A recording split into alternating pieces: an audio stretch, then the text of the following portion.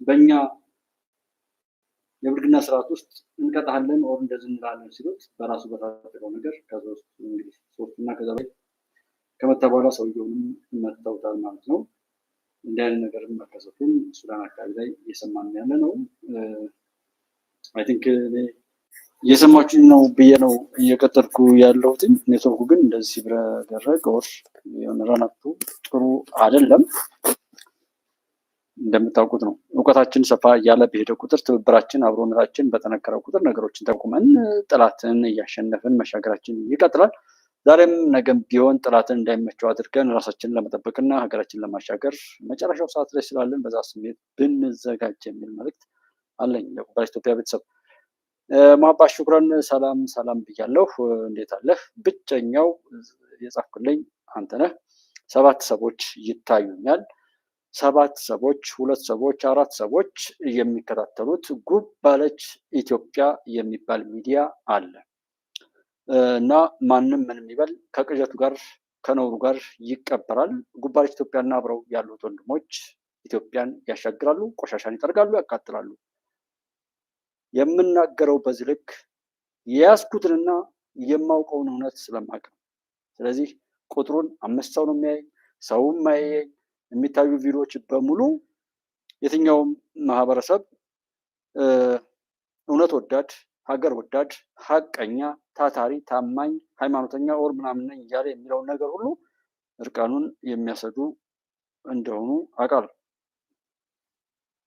ከዛ ውጭ የለም። የአውሮፓ መንግስታትና ኢትዮጵያ የአሰብ በር ላለፉት 100 ዓመታት ከኢትዮጵያ ጋር ጉዳይ የነበራቸው የፖርቱጋል፣ የስፓኒያ፣ የቱርክና የግሪክ መንግስታት ነበሩ።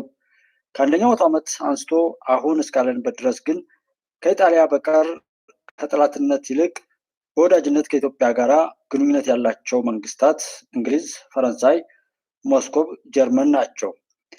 እንግሊዝ በሰሜን አፍሪካ በግብፅ ላይ ያለውን የበላይነቱን ክብር በመደገፍና የኢትዮጵያን ንጉሠ ነገሥት አፄ ቴዎድሮስን ድል በማድረጉ የፈረንሳይ መንግስት በመጀመሪያ ከትግሬው ገዢ ከደጃች ንጉሴ ጋራ በመላላኩና በኋላም ከኢትዮጵያ የጅቡቲ ቁራጭ መሬት በእጁ በመሆኑ የሞስኮቭ መንግስት ኦርቶዶክሳዊ ሃይማኖቱ ከኢትዮጵያ ሃይማኖት ጋራ የተያያዘ በመሆኑ እነዚህ ላይ የተባሉት መንግስታት በልዩ ልዩ አኳኋን በኢትዮጵያ ለመግባት አበክረው ይደክሙ ነበር።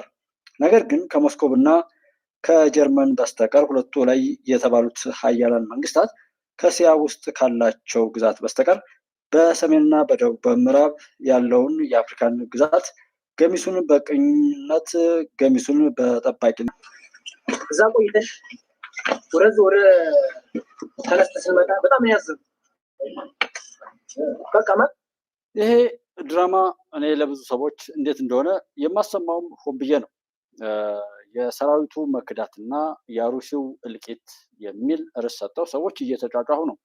የትኛው ሰራዊት እንደከዳና ኦር እንደዛ ከሆነ ሰራዊቱ ከከዳላቸው እኮ እነሱ ድል እያደረጉ ነው። በድል መገናኘት ነው ውጤታቸው። እንደዛ ከሆነ ውጤታቸውን ማክበርና ማስከበር ለምን አይቀጥሉም? ይህን ያህል እንደዚህ ከዳ ኦር እንደዚህ ነው የሚባል ፕሮፓጋንዳ መንግስትን በ4 ቀን እጥላለሁ ብሎ የመጣ ሰው ራሱ ወዳድቆ የሚሄድበትን ነገር እያየን ስለሆነ እነሱ አላማቸውን ነው እየሆኑ ያሉት። እኛ ምን እያደረግን ነው የሚለውን ሰው ቢያይ ጥሩ ነው። ይሄ ኮፒ ፔስት ህወሓት፣ ኮፒ ፔስት ሻዕቢያ፣ ኮፒ ፔስት ዞሮ የተለመደው ዓለም ላይ ያሉ ባለጌዎች የሚባልኩበት ህግም ሃይማኖትም ባህልም ወግም እርዳታም ዲሞክራሲም ሰብአዊ መብትም ጋዜጠኝነትም የትኛውም ቦታ ላይ በጎ ነገሮችን በሙሉ ለረከሰ ነገራቸው መጠቅለያ አድርገው የሰሩና የኖሩ ሀገራት በሚማግበትና እርኩሳታቸውን በሚያስፋፉበት ዘመን ላይ ያለ ነው። ይህን ተረድቶ ሰው ለራሱ የሚበጀውን ማየት በቂ ነው። ይሄ እስኪ የዛሬ ነው። አሁን ላይቭ ላይ ነው ያለው። ጀስት ከዚህ ጋር የተነካካ ሁሉ ነገ እቤቱ ድረስ ቢመጣለት ማፈር እና የሚመጣለትን ነገር በሙሉ መልካም ስጦታ ከሆነም እልል እያለ እንዲቀበል፣ መጥፎ ስጦታም ከሆነ የመጣለት እያለቀሰም እንዲችለው ነው እኔ አሁን እዚህ ጋር የማቀርበው። ምክንያቱም ማን እንደሚያሸንፍ ምን እንደሚሆን አውቃለሁ። ምንም ሁሉ ነገር እግዚአብሔር ይመስገን የፈጠረኝ አምላክ ይነግረኛል ኦር አውቀዋለሁ እንደማለት ነው። እዛ ያሉት አጠቃላይ ኦሮሚያ ክልል ያሉት ኦሮሞ እንትን ወሎች በጣም ተበድሏል። እዛ ያለ ፖሊስ እነዚህ ሚኒሻ ምናምን በጣም በድሏቸዋል። ማን የበደላቸው? ተደብድበው ክስ ሲሄዱ ማለት ተደብዳቢ ነው የምታሰር ተደብዳቢ ማለት ነው። ዋስ ራሱ የሚኖር ብር ነው ሰው አይደለም የሚሆንለት ሲነግሩ እንዴት ብር ይሆናል? ለአንድ ሰው 100 ሺህ ብር ከፍሎ ነው የሚያስወጣው ዋስ ተሰጣ። እነዚህ ያለው መከላከያው በቃ ማለት በኋላ መጀመሪያ የነበረው ማለት ነው። ሰው ምን ይሁን ወደ መፍትሄው ግባ። ቪዲዮ ምስሎች ሁሉ እጃችን ይገኛሉና ይሄን ነገር ለጠቅላይ ቤተ ክህነት ከነማስረጃው ከነስም ዝርዝሩ አቅርበው የእምነቱ አባቶች ከሚመለከተው አካል ጋር ችግሩን ለመፍታት የሚያደርጉት ጥረት አለመኖሩ ማን ልበል ቫርሳክሲ ምናምን ይላሉ። መጀመሪያ ራስን ማግኘት በራሱ የሚያፍር ጾታውን ሁሉ የሚቀይር ሰው እዚህ ባይገባ ደስ ይለኛል። እኔ እኮ እነዚህ እንደናቁርት አሁን እሰማለሁ። የምሰማችሁ እየሰማናችሁ ነው። እንደው መናገራችሁ ምናምን እኮ ብዬ አይደለም የምዘጋችሁ። ይኸው በተናገራችሁት በቃ በውጤት አንገናኝም እንዴ? ስለዚህ ከምን ዘጋችሁ? በእርግጥ እንደዚህ አይነት ኋላ ቀር ማህበረሰብ ዛሬ ቀናችሁ እየጠለቀች ነው። የገዛችሁ የሚጋልባችሁ ምናምን ስማችሁን ለመጻፍ የምታፍሩ ደናቁርት። ደንቆሮ ከእናንተ በላይ አለ? ከእናንተ በላይ የሆነ ርካሽ አለ? ከእናንተ በላይ እኮ ስትራችሁ የለም። የመርገም ጨርቅ ብያችኋለሁ። ቆሻሻ የሆነ ኃጢአት የተባለን ነገር በሙሉ ከሰው ልጆች ላይ ለመጥረግ ብቻ መጠቀሚያ የሆናችሁ ውዳቂዎች ናችሁ። ቪዲዮ ዶላራችሁ በደንብ አድርጌ በሚገባው ተናግራለሁ። እንኳን እናንተን የሚጋልቡትን ዶላራቸው ኒውክለራቸው ሲያስጥላቸው እናያለን ብያለሁ እኮ። ኢትዮጵያን እውነትን ሰውነትን ያው ሰዎች እንዲያሸንፉ ብቻ ነው የምሰራው። ከዛ ውጭ የሆነ ስልጣን ስላለው ሀብት ስላለው ምናምን አይደለም። በዛ መልኩ እኮ ነው ተረጋግቼ ነው የማወራው። 5 ሰው 6 ሰው እያልኩ እኮ የማወራው ለዛ እኮ እንደ ይሄ ራሱ አይናገርም እንዴ? 2000 ሰው 10000 ሰው 25000 ሰው ላይቭ ላይ የሚያየው ሰው እኮ አለ። ግን ያንን ሁሉ ገለባ እኔ በአንድ ክብሪት እንደማቃጥለው አውቃለሁ። ረጋ ብዬ ነው የምናገረው። ረከሳችሁ ሰዎች ቤት ብገባም አውቃለሁ የሚመጣውን ውጤት። እንኳን የእናንተን ዓለም እንዴት እንደምትሆን አውቃለሁ። እግዚአብሔር ይመስገን። ስለዚህ አልደነግጥም። ልሳለቅባችሁ ነው እዚህ ማሰማችሁ እኮ። ሰው ምንድነው የምትደነግጡት? አንድ ሰው ምንድነው ፀጉሩ እየተላጨ እያለ የሚላጨው ሰው ቀረበለትና አንተ ፀጉር ሸብቷል ይላል ሰውዬው። ምን አጣደፍህ? አሁን ከፊትህ ሊወድቅልህ አለ። ምን ችግር አለው? ዘና በሉ እንጂ እንዴ! ድል የሚያደርግ ሰው እኮ ዘና ነው የሚባለው። ዘና ረጋ ብላችሁ ተረጋጉ። እውነትን የያዘ ሰው ደግሞ የእውነቴን ነው፣ ጤነኛ ነው፣ የተረጋጋ ነው። አይዟችሁ። ዛሬ በጣም በተለየ ሁኔታ ነው ለንደን ደመቅ ብላ ነው ያለችው። በእናንተ ምናልባት ዝግጅቱ በአጠቃላይ በአውሮፓ ደረጃ የታቀደ እንደሆነ ነው የሰማሁት። ነገር ግን ዛሬ ለንደን ከፍተኛ ድምቀት እንዳለው ሰምተናል። ሰላም መሳይ። አሁን እኔ የማሰማችሁ ሰዎች ስራቸውን ነው የሚሰሩት። ሰውየው ጠቅላይ ሚኒስትሩ ሰው የሆነ ሁሉ የሚሰራውን ነው የሚሰራው። እኔም እዚህ ጋር ቁጥሮችን የምናገረው አውቄ ነው። ምክንያቱም ቪዲዮ ነገር የሚናገረው ዛሬማ ማንም ባበደበት ነው የሚራገጠው እኮ። ጉባለች ኢትዮጵያ የሚባል ሚዲያ አለ። እባካችሁ እሱን ሚዲያ ተከታተሉት ምናምን እየተባለ ሰዎች እንዲያዩት ምናምን አይጠቅምም። ጅንጀና አይጠቅምም እኮ።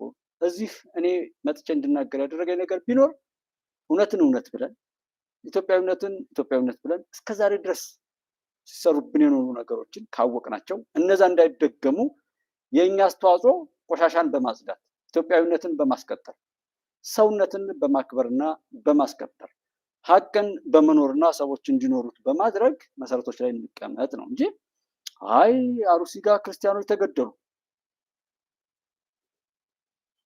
አንድ ጉዳያቸው አይደለም። ለከፈላቸው ሎቢስት መቀጠር ሐላል ነው፣ ህጋዊ እርምጃ ነው በሚባልበት ዓለም ላይ ተቀምጠሽ ፍትህ የሚረጋገጥ መስሎሽ የሚጮህና የሚንዘላዘል ዘልዛላ ፍትህ ቢያገኘው እኮ ፍትህን ራሱ ረግጦ አቃጥሎ የሚያጠፋው እኮ ራስ የረገጥከውን በራስ በሀገሬ ነው ምናምን በምትለው ነገር ላይ ራስን ሸጠው ኦር አከራይተህ ውርደትን ክብር አድርገህ የምትቆጥር የራሱን ናቂ ሰው ናፋቂ አድርገን የራሱን ናቂ ሰው አድናቂ ሁነህ የምትኖር ሁሉ አንድ ቦታ ላይ ሰውን ስታድን 1 ሜትር ኬንዳ ሰጥተህ ሰውን ስጠብቅ አናይም። የሞተ ካለም የተጣላ ካለም በዛ ሞት ላይ የሚቸክሙ ናቸው። ኦርቶዶክሳውያን ተጨፈጨፉ ትላለህ። መድኃኔዓለም ጭፍጭፍ ያርግሽ ይሄን የምታወራ ሰዎች ሞቱ፣ ሰዎች ተገደሉ። ለምን ሰዎች ይሞታሉ ማለት ሲገባል መገዳደልንና የሰዎችን እልቂት እንኳን አንዱ ወደ አንዱ እየገፋው ፍትሃዊ በሆነ እይታ ውስጥ እንዳያስገባው አማራ ተፈናቀለ፣ አማራ ተጨፈጨፈ፣ ኦሮሞ ተጨፈጨፈ እያላችሁ መኖራችሁ በራሱ የኃጢአታችሁ ውጤት ነው። እዚህ ይሰለፋሉ። እነዚህ ብታምኑም ባታምኑም ብዙ ጊዜ ስደት ውስጥ የሚሄዱ ሰዎች ምን አይነት ናቸው? በህገወጥ ስደት የሚሄዱት ነው ያልኳቸው። በትምህርታቸው በምናቸው ምናልባት ስኮላርሽፕ ቢያገኙም የሆነ የትርክት መዛባት ሊገጥማቸው ይችላል እንጂ የተሻለ ነገር ፈልገው የተሻለ ስኬት ፈልገው የሚሄዱ እንጂ ተስፋ በመቁረጥ የሚሰደዱ አይደሉም። ኦፊሻል በሆነ መልኩ የሚሄዱ ሰዎች ኦፊሻል ባልሆነ መልኩ የሚሄዱ ሰዎችስ ከጎጃም አካባቢ ወደ ተለያዩ ክልሎች የሚሰደዱ ሰዎች እስቲ ትንሽ ልጠቁማቸው። ሰው ገለው የመጨረሻው ሰዓት ስለሆነ ምንም እንደብቀው ነገር ሰው ገለው የሚሰደዱ ናቸው። ወይም በአካባቢው ላይ ህይወታቸውን በአግባቡ መምራት ስላቃታቸው የአካባቢው ማህበረሰብ ያገለላቸው በቃ እዛ አካባቢ ላለመታየት ሾልከው የሚጠፉ ናቸው። አሁን በዚህ በባህር ላይ ሄደው በሊቢያ በምናምን መከራ የሚያሳዩ ልጆች የተበደሩትን ብድር ለመመለስ የማይፈልጉ እና መሰል የሆነ የህይወት እንከን ያለባቸው ናቸው። ተስፋ ሲቆርጡ እየሄድኩ ልሙት። አንደኛው ትርክቱ ማህበረሰቡም ቢሆን የጎደለበትን ኦር የተሰናከለን ሰው አግባብቶ መክሮ ዘክሮ መመለስ ሳይሆን እንደውም ጠልፎ ለመጣልና በኋላ መሳለቂያ የሚያደርግ እሳቤ አለ። እንደውም ጭራሽ ስኬታማ ሰዎችን እግራቸውን ጠልፎ ለመጣል አባይ ጠንቋይ ድረስ ሄዶ ያልሆነ ነገር የሚሰራ እሳቤ ሁሉ አለ። ባለስልጣኖችን እንደ ዘራፊ ብቻ የሚያይ ዛሬ አሉ ፋኖ ነኝ ምናምን ኦር እንደዚህ ነው የምትባባሉ ሰዎች ቢያገኛቸውም እንደሚያደርጋቸው ይታወቃል። መገናኘታቸው ሁሉም ይተዋወቃል፣ እንተዋወቃለን ተደብቆ ስለሚያወራ እና በየትኛውም ማግባብ ላይ አብረን ሆነን ነገሮችን ለማስተካከል አስበንም አናውቅም፣ ሰርተንም አናውቅም። ለዛ ነው እነዚህ ሰዎች ምሽግናለው በትገርም ታሪክ ለንደን ላይ ትልቁ ግዙፍ ነው ብልም ምንም እንትን የሚለው ነገር የለም እና በጣም ትልቅ ሰላማዊ ሰልፍ ነው የተካሄደው። በጣም ከሚገርመው የአማራ በዩኬ ግብረ ኃይል ያዘጋጁት ነው። ያው ለንደን ፋኖም ትልቁን ድርሻ ተወስዷል። የአማራ አንድነት ድርጅት በዩኬ እሱም አለበት። በርሚንግሃም፣ ማንቸስተር በቃ ተገልብጦ ነው የመጣ። በ2 በ3 አውቶቡስ ነው የመጡት እና በጣም ትልቅ ነው። ከሚገርመው ነገር በሰላማዊ ሰልፍ የማይፈቀድ ቦታ ነው የፈቀዱልን። በተለይ የለንደን እምብርት የሆነው የገበያ ማዕከል ኦክስፎርድ ሰርከስ እና በቱሪስቱ የታወቀው ፒክድሊ የሚባል ቦታዎች አሉ። ሶሆ የሚባል አብዛኛው የለንደን እምብርት ነው፣ ዋናው እምብርት ነው። የቢዝነስ ሴክተር ቦታ ነው። ቢሊየን የሚካሄድበት ቢሊየን ፓውንድ የሚካሄድበት የቢዝነስ ሴንተር ነው ያዘጋ ነው እና በጣም ትልቅ ሰላማዊ ሰልፍ ነበር። መዓት የፖሊስ አጃቢ ነበር። በጣም ከሚገርመው መልእክቱ በተለያዩ ነጮች በሌፍሌት የተበተነው እኔ ከ5 ከ6 ሺህ ሌፍሌት በላይ ነው የተበተነው እና በጣም ትልቅ ግዙፍ የሆነ ሰላማዊ ሰልፍ የሚያካሄድ ነው። ከበርሚንግሃም የመጡ ልጆች በትርኢት እንደተለመደው ብይ አገዛዝ እያደረገ ያለው መከራና ስቃይ የሚያሳይ ትርኢት ያሳዩበት። ከማንቸስተር የመጡ የዓለም ህዝብ ይዞልህ እኮ ያጨብጭብ፣ መፍትሄ ያመጣሉ። የራሱን ናቂ የሰው ናፋቂ ማለት ይሄ ነው። አቤ ቶክቻው ላይ የጮሁት እዚህ ለንደን ያሉ ሰዎች አሉ። ጠቅላይ ሚኒስትር ዶክተር አብይ ቢያገኙት ምን ሊሉ ነው? አቤ ቶክቻውን ሀቅና ሳቅ ወንድማችን ላይ እንደዛ አይነት የማይገባ ጋጥ ወጥነት ሲያሳዩ ባይዘው የአቤን ስኬት መስክረዋል። እና አቤን ያው ባለፈውም ቴንኪው ብያለሁ፣ አሁንም ቴንኪው ነው። እኔ ፊት ለፊት ላይ አግኝቻቸው ብዙ ሀሳቤን ካሸራሸርኩባቸው ሚዲያዎች መካከል አንድ ሚዲያ መጥፎ ነገርን ሰርቶ እኔን ላይ በጣም ነውር የፈጸመብኝ አንድ ሚዲያ ከመሆኑ ውጪ ሀቅና ሳቅ፣ መሀል ሚዲያ፣ አዲስ ምንጭ እና ሌሎች አብረውን ያሉት የእኔ የመጀመሪያም የመጨረሻም የምላቸው የተዋወቅኩባቸው ሚዲያዎች ናቸው። እነዚህን ስናገራስ በጣም ትን የሚለው ጥላት እንዳለ አውቃለሁ። ሰው መሀል ሚዲያ ደሱ፣ አዲስ ምንጭ ውብሸት እስከ 100,000 ወይም 100,000 ሳብስክራይበር ድረስ አዲስ ምንጭን ማድረስ የኔ አጀንዳ ነው። በቃ የ100,000 ሳብስክራይበሩ አብረን ነው የምንከፍተው ከውብሸት ጋር። ያ ቃል ነው። ሀቅና ሳቅ ላይ ያሉት ወንድሞች አብረን ያለን እነዚህ ሌላው ወደነው አክብረነው ራሱን ካረከሰው ሌላ አካል ሲቀር ማለት ነው። እዛ ቦታ ላይ የጮሁትን አይታችኋል። በቀላሉ ጦርነት ብቻ በማንሳት በማኩረፍ ብቻ በመሄድ ሰልፉን ባለቤት ሳንሆን፣ ጦርነቱን ባለቤት ሳንሆን፣ እርዳታውን ባለቤት ሳንሆን፣ በሁሉም ነገር ላይ ባለቤት ሳንሆን መቼ ነው ባለቤት ነው? ለመሞት ብቻ ባለቤት ነው። ለመፈናቀል ብቻ ባለቤት ነው። ለመሰደድ ብቻ ባለቤት ነው። እንዴት ባለቤት አንሆን? ሰው በራሱ ልጅ ላይ ማዘዝ አልቻልኩም እያለ የማንም ስራ ያጣ ሁሉ እዛ ቦታ ላይ ተሰብስቦ ችግሩን የሚቀርፍበት ችጋራም ችግር አውርቶ ችግርን ኖሮ በችግር ውስጥ አልፎ የራሱን ችግር ለመፍጠር ችግርን ለሌሎች እያካፈለ የሚሄድ ነውረኛ ትውልድ ነው እየተጫወተብን ያለው። ለመጠየቅ እንኳን አግባብ ያለው ሰው አለ ወይ? ያለው ሰው አለ ወይ? የሚችልበት አግባብ አለ ወይ? የለም። አሁን ይህንን የምናሰማችሁ ልንስቅባቸው ነው። ምን እንደሚሉ በተራ ተዋጊዎች እንኳን 35 ናቸው የተገደሉት። ወይ ደግሞ ሌላ አሁንም እኔ የማደርገው እንዳልኳችሁ ነው። ሰዎችን ለማሳተፍ የማይጥል መሆኑን በማሳየት በርካታ ባለስልጣናቱን ማንሳቱ ነው የተገለጸው። በአማራ ፋኖ የሚደረገው ትግል ተጠናክሮ ቀጥሏል። በጎንደር፣ በጎጃም፣ በወሎ፣ በሸዋ የሚደረገው ተጋድሎ በበርካታም የአገዛዙ መዋቅር ላይ ኪሳራ በማድረስ እንደቀጠለ ነው የምናገኛቸው መረጃዎች የሚያመለክቱት። በሌላ በኩል በሰራዊት ውስጥ እየተጠናከረ የመጣው ተቃውሞ ለአብይ አህመድ አገዛዝ ብርቱ ፈተና ሊሆን ይችላል ተብሎ ነው እየተጠበቀ ያለው። በአማራ ክልል ስላለው ወቅታዊ ሁኔታም የዘውትር ተሳታፊያችን የሰበሰባቸው መረጃዎች አሉ። ከአውደ ውጊያ መረጃዎች እንጀምራለን። ምን አለ በአማራ ክልል በዛሬና በትናንትና ሁለት የተደረጉ ውጊያዎች? መሳይ አመሰግናለሁ። አማራ ክልል በተለያዩ አካባቢዎች ከፍተኛ ውጊያ እየተደረገ ውሏል። በአንዳንድ ቦታዎችም ላይ ለ4 እና ለ5 ቀን የቀጠሉ ውጊያዎች እየተካሄዱ እንደሚገኙና በተለይ በምዕራብ ኢትዮጵያ አካባቢ ወይም ምዕራብ ጎንደር አካባቢ በተማ ወረዳ በቅርብ ርቀት በሚገኙ ከተሞች ለ4ኛ ተከታታይ ቀናት ውጊያ እየተደረገ እንደሆነና ዛሬም ይህ በ4ኛ ቀን የቀጠሉት መተማ አካባቢ እኛ ቦታ ሄደና እሱን ላሰማችሁ ምላሹን። እኔም እዚያ አሰምቻለሁ። አንደኛው ሰው አያይ ከኔ ይልቅ አሁን እኔ ይበለው እንደ መድኃኒዓለም ጭርስ ባረገው ብዬ በጭካኔ የምሄደው የእሱን የእብደት ሁኔታ የሚደግፍለት እሱ ከያዘው የዘረኝነትና የጎጠኝነት የመጥፋትና መጠፋፋት የደም አፍሳሽነት ውርሱን የሚፈጽምለትን ነገር ነው የሚያየው። እውነቱን አይደለም የሚፈልገው። እውነቱን ካልፈለግን እውነት እንዲወጣ ካልሰራን ምንም ነገር ቢደርስብን ይገባናል። መቀበል አለብን። በቃ የዘራነው ነዋ፣ ውሏችን ነዋ። ምድረው ስፖንሰር እያደረግን ያለን እና እዛ አካባቢ ላይ ያሉ ስልኮችን ባለፈው አሰምቻለሁ ይመስለኛል።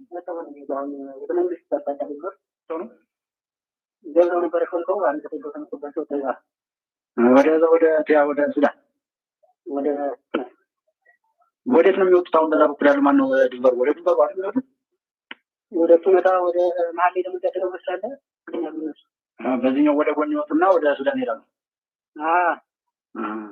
ይሄ በ26 ማለት ነው። ዛሬ 29 ነው። በ26 ያቀረብኩላችሁ እንድገም ሆነስ ነው። ስለ ያለው ሁሉ ሰላም ነው።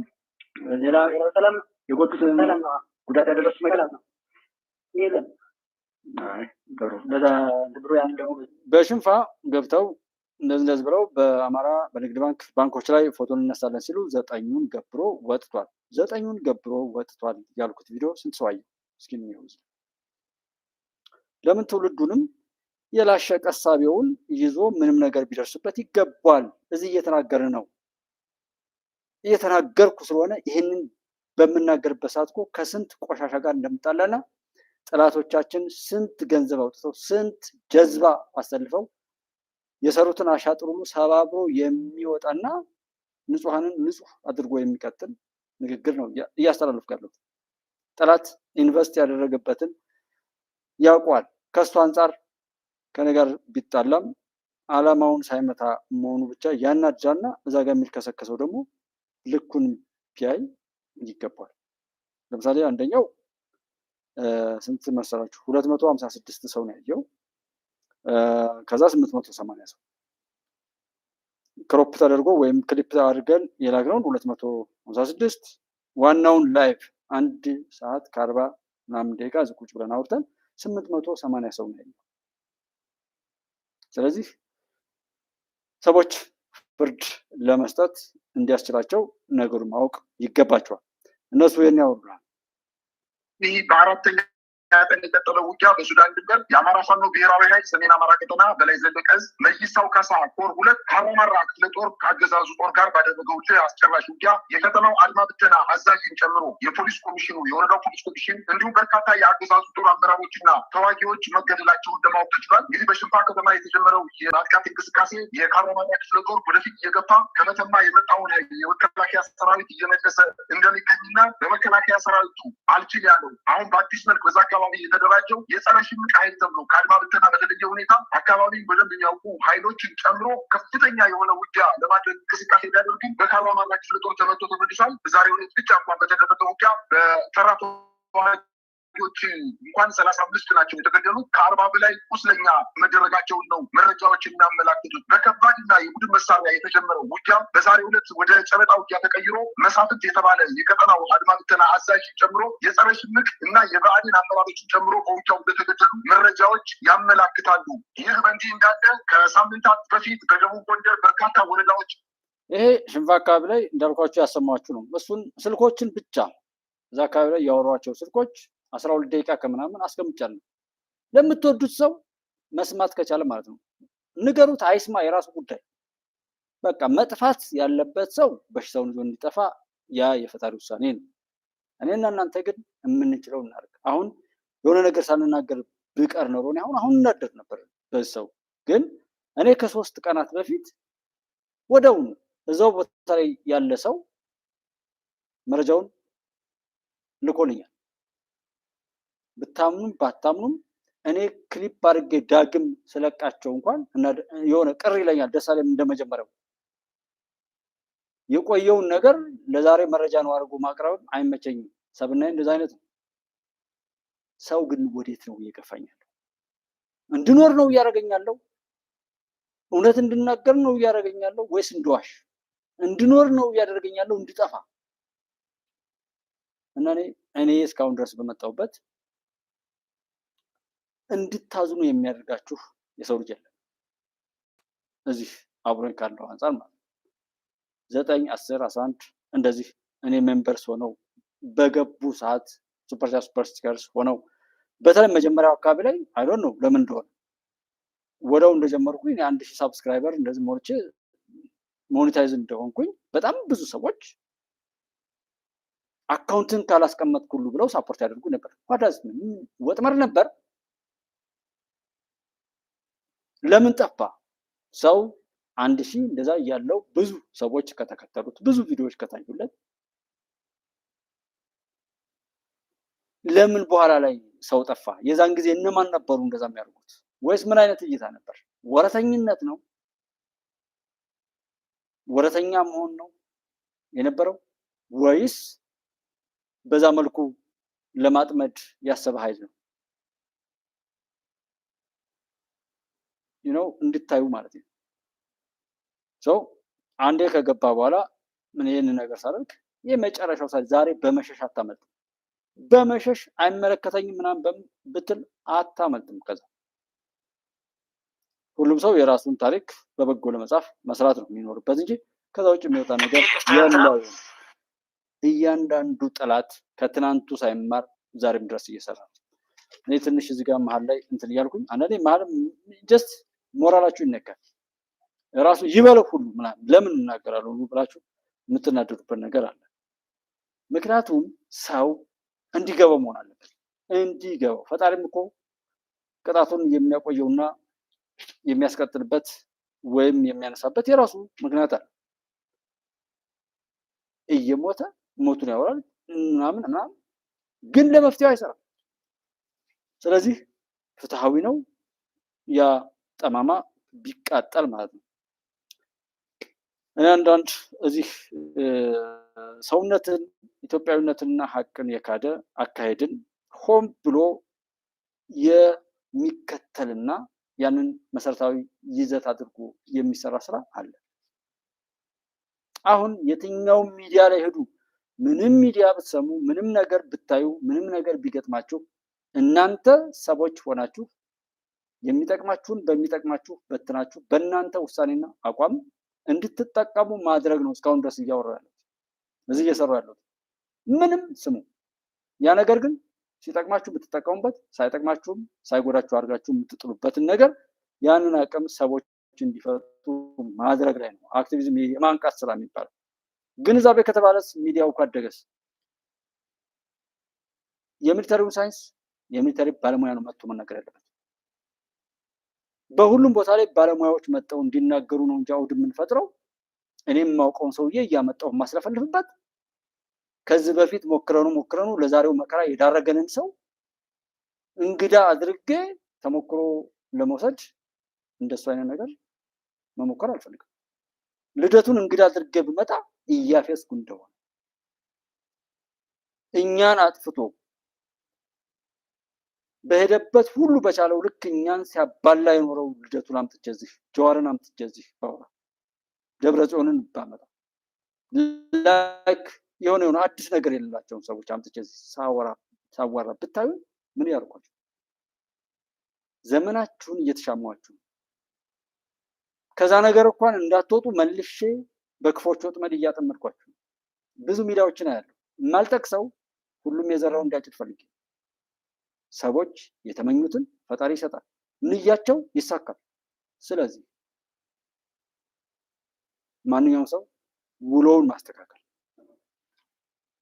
ዲያብሎስ መላእክት ይሆናል ብሎ ማሰብ ነውር ነው፣ ሊሆን ስለማይችል ማለት ነው።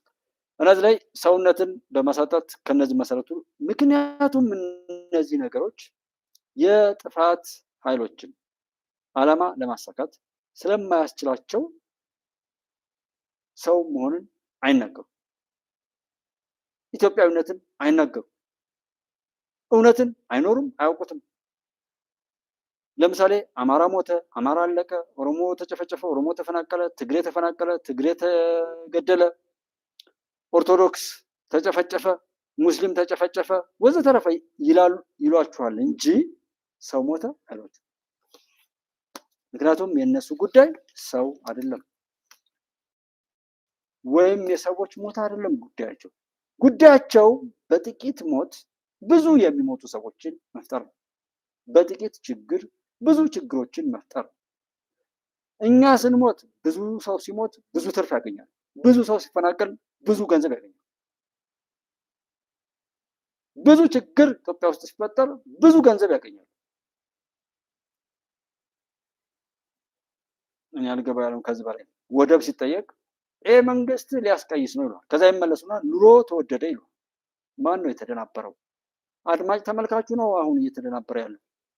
በራሱ ላይ ምቀኛ ሆኖ ራሱን ለማጥፋት ራሱ እንኳን ላለማዳን ወለጋ ላለው ደርሳለሁ፣ አዲስ አበባ አልገባ ላለው ደርሳለሁ ምናምን አለ ብሎ የተነሳ ሰው ለወልቃይት ለራያ ጉዳይ እነሳለሁ ያለ ሰው ወልቃይትን ይውሰደው፣ ራያን ይውሰደው፣ ከግብፅ ጋር ቢሆን እንሰራለን፣ ጥምዶ ምናምን ከሸኔ ጋር እንሰራለን አለ።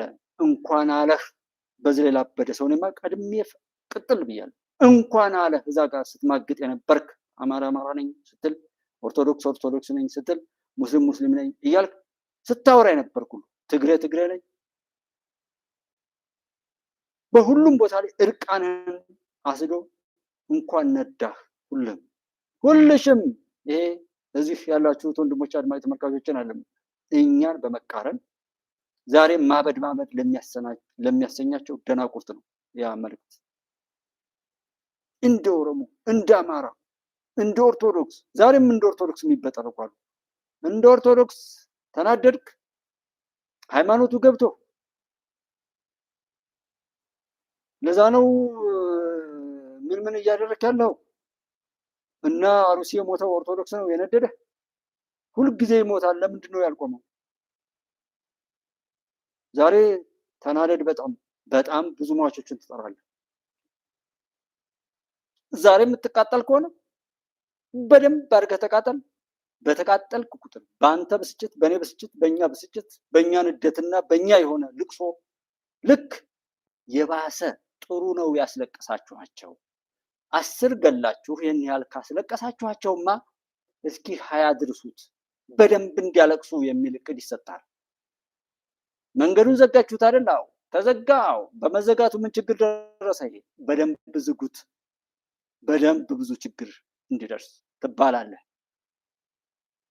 ችግር ላይ ቆመህ አዛኝ መስለህ ከቻልክ ያን ችግር የምትደግም ሁሉ ውጣ። ከዛ መጀመሪያ ራስን ነፃ ውጣ።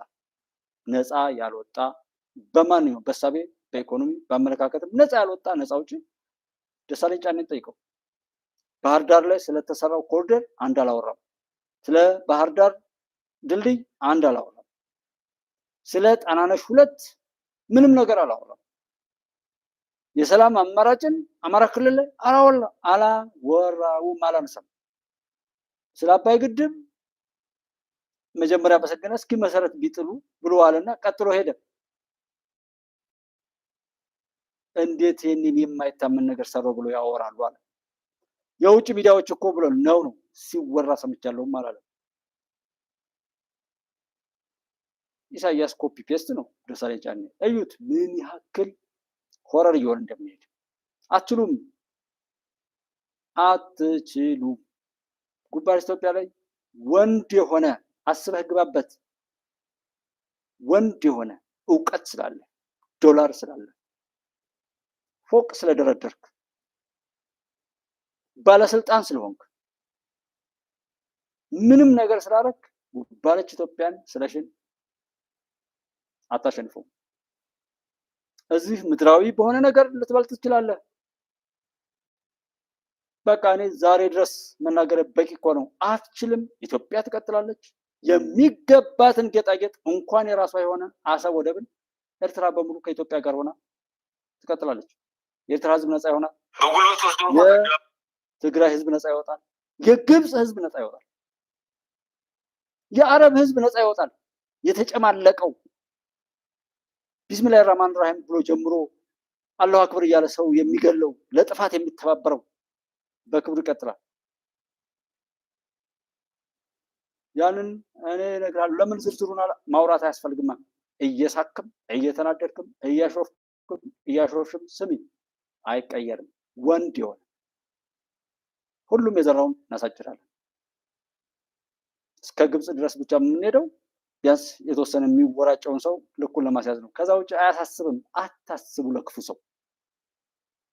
እናንተ ማሰብ ያለባችሁ ለሚወዳችሁ ሰው፣ ለሚያምናችሁ ሰው፣ እናንተን እንደ ሰው ቆጥሮ እናንተን አክብሮ በፍቅርም ይሁን በወላጅነት ይሁን በጎረቤትነት ይሁን በስራ በየትኛውም ክብራችሁ ይሁን ያከበራችሁን ሰው አክብሩ። መፍራት ያለባችሁ ያከበራችሁን ሰው፣ የወደዳችሁን ሰው፣ ለእናንተ ዋጋ የከፈለን ሰው ብቻ ነው መፍራት ያለባችሁ። የሚጠላችሁን ሰው ታውት። በቃ የኢትዮጵያ አምላክ ስራውን ይሰራል። ከዚህ በላይ አንድ ግብፅ አታሳስባችሁ። እኔ እኮ እድሜው መዘግየቱ ነው የሚሄድ። ቀረንባችሁ እንጂ አትቀሩብንም። ብታዩት የተመረጡ ሰዎች ብቻ እንዲያዩን ነው የምፈልገው። ታምኑም ባታምኑም ያንን ነገ ይተረካል። እኔ ባካችሁ ብዬ ከለመንኩ በኋላ የሚሰጠኝ ሰው አልፈልግም። እኔን ለማኝ አድርጎ ሰውን ለማኝ አድርጎ የሚሰጥ ሰው የተረገመ ሰው። ሰዎችን አዋርዶ ሰውን አይሰጥም። ፈጣሪ የሰጠውን ማካፈል ነው የሚችለው። ማካፈል ደግሞ መባረክ ነው። እውነትን መኖር መባረክ ነው። በዚህ በተበላሸው ሰዓት ላይ ሀቅን ማወቅ፣ ሀቅን መጠበቅ፣ ትክክለኛ ሰውነትን ማግኘትና ለሰውነት መኖር መታደል ነው፣ መመረጥ ነው። ይሄ ቀላል እድል እንዳይመስላችሁ። ምንም ነገር ዓለም ትሰጣችሁ ምን ይሰራላችሁ? 100 ክፍል ያለው ቤት ይሰጣችሁ፣ አንዱ ክፍል ነው የምትተኙ። ሚሊዮን እንጀራ ጋግሩ፣ አንድ እንጀራ ብቻ ነው የምትበሉት። ምንም ያህል ምንም ጤና ይሰጣችሁ 100 ዓመት ነው የምትኖሩት። በቃ ነቲንግ። እንደ ጥላ በሚያልፈው ዓለም ላይ ዛሬ ከ2008 ጀምሮ እምነካውን እማየውን እንዴት ሰው ራሱን ይጥላል? እንዴት ሰው ራሱን ያረክሳል? እንዴት ሰው በዛ ልክ ትናንትና ያደናገሩት ሰዎች ላይ ሄዱ። ዛሬ ስለ ደብረጽዮን አጀንዳው፣ ዛሬ ስለ ኢሳያስ ችግር የለም ስለነሱ ታዋቸው። በቃ እኔ የምፈልጋቸው ሁለቱ ሰዎች ወጥተዋል። ደጋግሜ ቪዲዮዎች ላይ ስላሉ ማለት ነው። እዩዋቸው። የሆነ ቪዲዮ ላይ አሉ። ጌታቸው ረዳ አንደኛ፣ ሁለተኛ ጻድቃን የሚባል ምናምን እያልኩም ነው። አላውቀውም ነበር ጻድቃን የሚባለው። ብቻ ጻድቃን የሚባል ሰው ከዛ ለመትረፍ ጥረት እንደሚያደርግ ነው። ሰው ትግራይ ያለ ችግር ይፈታል፣ ደብረጽዮንና አጋሮቹም እስከ ግፋቸው በትግራይ ህዝብ ፊት ይቀበራሉ። ኢሳያስም ተውት፣ አሲሲንም ተውት። ከዛ በኋላ የሚመጣው የግብፃዊ ነገር ነው ለውጥ የሚያመጣው እያል የምንነካካቸው ነገሮች አሉ። ፍልስጤማውያንን እናጠፋለን፣ አታጠፉም። ለምዕራባውያንና ምናምን ፑቲን በቂ ነው። ፑቲንን ማሸነፍ የሚችል አንድ ሰው የለም። ፍንድት በሉ። ትራምፕን ኢትዮጵያ መረጠችው፣ የምጠብቀውም ኢትዮጵያ ናት ሲባል ሰው ይስቃል። ሳቅ፣ ተሳለቅ። እውነቱ ጉንያ ነው። ትራምፕ ባይመጣ ኖሮ አሜሪካ አሁን ብዙ ነገር ውስጥ ነበረች። የትራምፕ መምጣት የአሜሪካን ህልውና እጅግ በጣም አለመሞታል። እጅግ በጣም እኔ ከማውቀው አንጻር ማለት እጅግ በጣም አሜሪካን ከመጥፎ ከብላክ ሊስት ውስጥ አውጥቷታል። አይ ዶንት ኖ ዘኬስ ግን ፈጣሪ እንደዛ ሲያደርግ ነበር ነው። ይሄ የተጋነነ ምናምን እያልኩ ላውራ ትንቢት ኦር የሆነ የሚገባ ይገባል። ያንበታ አላስወሰነው። ማንም ሰው ወልቃይትና ጠገዴ ሲሄድ ወስነን ነው የሚል አካል የለም። በጉልበት ወስዶ እንኳን ህጋዊ አላደረገውም። አንዳንዶቹ ህጋዊ አድርጎት ፖለቲካ ውሳኔ ወስነው አልወሰነበትም። እንዳለ ነው ክልል ሆኖ የተቀጠለ እንጂ ወልቃይት ጠገዴ ትናንትና ጎንደር ነበር፣ አሁን በምክንያት ወደ ትግራይ አድርገነዋል የሚል ውሳኔ ህዝቡም አልሰማም፣ ሌላም አካልም አልሰማም። ሰነድ ካላቸው ውሳኔም ህዝቡም አልሰማም፣ ሌላም አካልም አልሰማም። ሰነድ ካላቸው ማምጣት ይችላሉ። ይህንም በተሳሳተው እንኳን ህጋዊ መንገድ አላደረገውም የሚል ነው። እነሱ ስራቸው ነው አይደል እየሰሩ አይደል። ትናንትና ማይካድራ ላይ አለቀስን፣ በየዩኒቨርሲቲው አለቀስን፣ በየቀን ሰራተኛው አለቀስን። መልሰን እዛው ነው የተገኘው። ማን ነው የሚያናግረው? ሰውየው እንግዲህ ሰውና ሰውየው ያሉትን ከእርሱ አንጻር አካባቢ ያለውን የክረምት ስንዴ እርሻ ማሳጨድ እና የበጋ ስንዴ ማስጀመር ፕሮግራም ነበር ዛሬ ነበረን። ዘንድሮ በሀገር ደረጃ ክረምት ወደ 4.5 ሚሊዮን ሄክታር የሚጠጋ የስንዴ እርሻ ታርሷል። በበጋም እንደዚሁ ይታሰባል። ከ8.5 እስከ 9 ሚሊዮን ሄክታር የሚጠጋ ስንዴ በዚህ ዓመት ይመረታል። አምና ከነበረን ምርት አንጻር በእጅጉ የበለጠ እንደሚሆን ይጠበቃል። ከስንዴ በተጨማሪ ሙዝ አይተናል፣ ፓፓያ አይተናል፣ አሳ ምርት አይተናል። እነዚህ ሁሉ በካርቦሃይድሬት እና በፕሮቲን እንዲሁም በፍሩቱ ያሉ ምግቦች ለጤናችን ገንዘብ እና ሀብት ለመጨመር በመዞር ለመቻል ሽጠን ለማትረፍ የሚያግዙ ጉዳዮች ናቸው። እንግዲህ ይህ ጉዳይ እንዲሳካ በሀሳብና ፖሊሲ ብቻ ሳይሆን የገጠር ሽግግርን ለማረጋገጥ አንዱ ኢንትሪ ፖይንት ማሽን ማበራከት ነው። በሀገር ደረጃ ከ150 ሺህ በላይ ፓምፖች ባለፉት ጥቂት ዓመታት ገብተዋል። እዚህ ላይ አንድ ፓምፕ ይገዛል የለም። ድሽቃ 5 ሚሊዮን ብሬን 5 ሚሊዮን ገዝቶልሃል። አካኪ ዘራፍ እያለ ያወራልሃል። ሰውየውና ሰዎቹ ያው ካልሲና ኮፍያ ሆነው መቀጠላቸውንም ማሳወቅ ነው። ብዙ መረጃም እነሱ ገደል ነው ማድረክ ነው ይላል። ያው አስተውሎት የጎደለው ሰልፍ አደረግን እንደዛ አደረግን እያለ ይጮሃል። ይቀጥላል። ሌላው ተመልከቱ።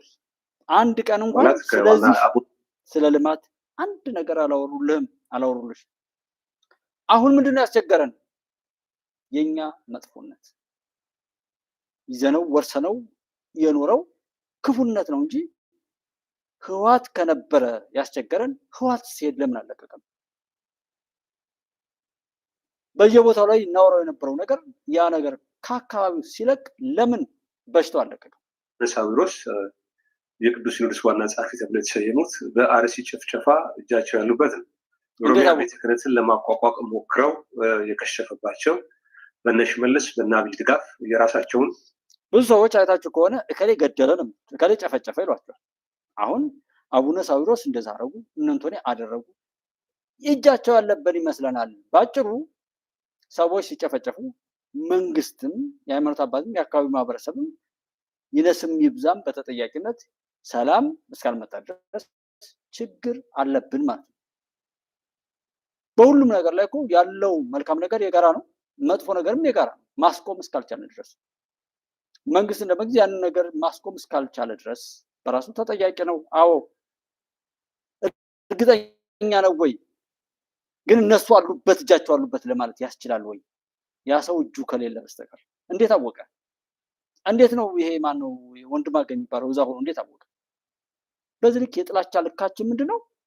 እያደናበረ እሳት ውስጥ ከቶ አቃጥሎ እስካልገደልን ድረስ እንዳይገባን ሆኖ የተሰራ በሽታ አለ። ብታምኑም ባታምኑም ታመናል፣ በሽተኛ ሆነናል። ጉዳዩ ከእውነት ጋር ከሀቅ ጋር አይደለም። ችግሩ ስንወርሰው ከኖርነው በሽታ አንጻር ነው ችግሩ ያለብን። ዛሬ ምንም ነገር ስናደርግ የት ነው? አማራ ነው? ኦሮሞ ነው? እዛው ጥላት ጉድጓድ ውስጥ ሆኖ የሚፈራገጥ ማንነት አለን። ተማርኩ። ሁሉም በዛ እብደት ውስጥ ብሷል። ጥላቻ አለው። ፍትሃዊነት ጎሎታል።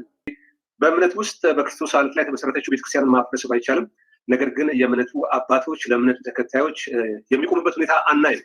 ለጥቅማቸው ለስጋቸው ያደሉ ነፍሳቸው የራቁ ነው። ለዚህ ነው ሀጂ ሙፍቲ ሲሞቱ ሙስሊሙም ክርስቲያኑም ከተጠቁት ጎን የሚቆም አንድ ብቸኛ አባት አጣን በሚል ነው ሲያነባ የነበረው።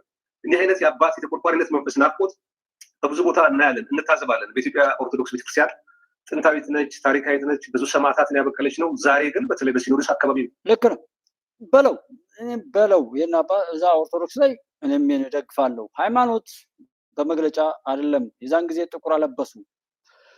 ጥቁር ማልበስ ከሳቴ ብርሃን ምናምን የሚባሉትና ዘርን ቆጥረው ግደሉ የሚል አቡነ ሉቃስ መሪያችሁን ግደሉ የሚል አዋጅ ሲያውጁሉ ጥቁር አያስለብስም ነበር። ሃይማኖት አባት ነው።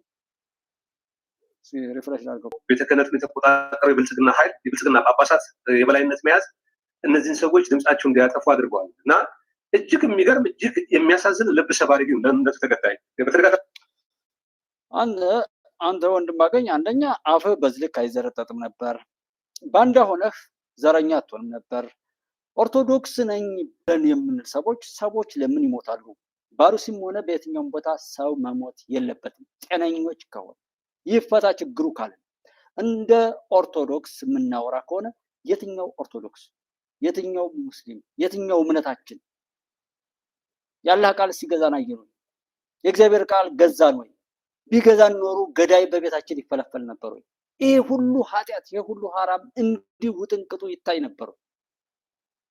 ሰው በሀገሩ ላይ በዚህ ልክ ባንዳ ሆኖ ነውርን እንደ ጌጥ የሚለፈልፍ የሚቀባጥር የራሱን ናቂ የሰው ናፋቂ አሽቃባጭ ጾታ ሁሉ በሌሎች የሚመሰከር ነውረኛ ትውልድ ይፈጠር ነበር ወይ? አማራ ብለህ ኦሮሞ ብለህ እግዚአብሔር የፈጠረውን ፍጥረት በትን የሚል እምነት አለ ወይ? የትኛው ነው እምነት? ዘረኝነትን የሚያስፋፋ እምነት የለም። ምን የማውቀው አለ ከተባለም ሁሉም እምነት ገደል ይግባ፣ ለኔ ጉዳይ አይደለም። እምነት አለ ብዬ ስለማላምን የእምነቶች ሁሉ ክብር ቢኖር ከሞት በኋላ እስካለው ህይወት ድረስ አይን ገላጭ የሰው ልጆችን ጋጠወጥነት፣ ስርዓት አልበኝነት ስርዓት አስይዞ ጽድቅን ዘላለማዊ ህይወትን የሚሰጥ እንጂ አማራ ኦሮሞ ብሎ እግዚአብሔር አላህ አደምና ሐዋ አዳምና ሔዋን ብሎ የፈጠራቸውን እየከፋፈልክ አባላ አገዳድል ይሄ ፍትሃዊ ነው የሚል አላየውም፣ አልሰማውም። በቅዱስ ቁርአንም አላየውም፣ በመጽሐፍ ቅዱስም አላየውም። በቻልኩት አቅም እንዲገባኝ ብዬ እየሞከርኩ ቆይቻለሁ። አሁንም እየሞከርኩ አለ ካላችሁ ንገሩኝ። አማራ ኦሮሞ ብላችሁ ንገሩኝ። መንግስተ ሰማያት ወር ጀነትም እኛ ሀገር በምትቆጥሩት ብሔር ልክ አለች ካላችሁና ማን ሊገባ እንደሚችል ንገሩኝ። ከዛ በኋላ አልረፍ ወይ እምነታችንን እንተው ወይ ዘረኝነታችንን እንተው። እንደኔ ዘረኝነትን የሚያወራ ሰው የማይረባ ነው። እሱን ማየትም መስማትም አልፈልግም። እምነቴን ሃይማኖቴን ይዤ ነው የምቀጥለው። እንደ ሰው የሆነን ሁሉ እወዳለሁ፣ አቅፋለሁ። እንደ ኢትዮጵያዊ የሆነን ሁሉ እንደ ሀገር የሚሄድን ሁሉ እወዳለሁ፣ አቅፋለሁ። ሰውን በስራው በተግባሩ እንዲመዘን ብቻ እፈቅዳለሁ። እውነትን ለመኖርና እውነትን ለመናገር ጥረት አድርጋለሁ። እሱን የሚያደርጉን ሁሉ አቅፋለሁ። ከዚህ ውጪ የሆነን በሙሉ ቢያንስ ሌላ ጻፋ ባልሰጠው ከኔ ጋር እንዲገናኝ አልፈቅድም። ዘረኛ፣ ጎጠኛ፣ መንደርተኛ፣ ጠባብ በዛ ልክ ራሱን ያሳነሰና ያዋረደን ሰውን የሚመስል አሽንጉሊት እኔ ጋር እንዲቀርብ አልፈልግም። እኔ የምፈልገው ሰው ነው። እኔ የምፈልገው ኢትዮጵያዊነት ነው። እኔ የምፈልገው እውነትን የሚኖር ነው። እኔ ብሳሳት እንኳን ሰው የሚያደርግ አፋን ኦሮሞ የሚናገር ሰው አለ፣ አማርኛ የሚናገር ሰው አለ፣ ትግረኛ የሚናገር ሰው አለ፣ ጉምዝኛ የሚናገር ሰው አለ፣ አፋርኛ የሚናገር ሰው አለ፣ ዋጠው ሶማሌኛ የሚናገር፣ ሀዲያ፣ ጉራጌኛ፣ ከምባትኛ ሁሉንም ቋንቋዎች የሚናገር ጋምቤላ ውስጥ ያሉ የተለያዩ ብሔረሰቦች። የሚገርማችሁ አንዱ የሚያናደኝ ነገር ነው የሚሰማኝ፣ የሆነን ሰው ስም ጠርቼ ቀጥሎ ያለውን ሁሉ ለመጥራት ካልሄድኩኝ እዛ ጋር ቆሞ የሚያላዝን ትውልድ ተፈጥሯል። እከሌን ያልጠራው እኮ ከዚህ ጋር አንጻር ነው የሚል ልክ ጀነራል ባጫን ከጠራው በኋላ ጀነራል አበባውስ ይላል። በኋላ ግን ጀነራል አበባውን ደግሞ ሲሳደብ የምታገኝ ሰዋል። በዛም ይሁን በዚህ እኔ እማምነው ኢትዮጵያ እንደ ኢትዮጵያ እንድትቀጥል፣ መሪው እምነቱ ሙስሊም ከሆነ ያ እምነቱ ከፈጣሪው ጋር ነው ያለው። ነገር ግን እኔ የምፈልጋት አንድ ነገር አለች። የጁማ ሶላት አርብ በጀማ ሲሰግድ ማየት እፈልጋለሁ። ሙስሊም መሪ ከመጣ፣ የኦርቶዶክስ አማኝ መሪ ከመጣ፣ እሁድ የሰንበትን ቅዳሴ በቤተ ክርስቲያን ተገኝቶ ሲያስቀድስ ማየት እፈልጋለሁ።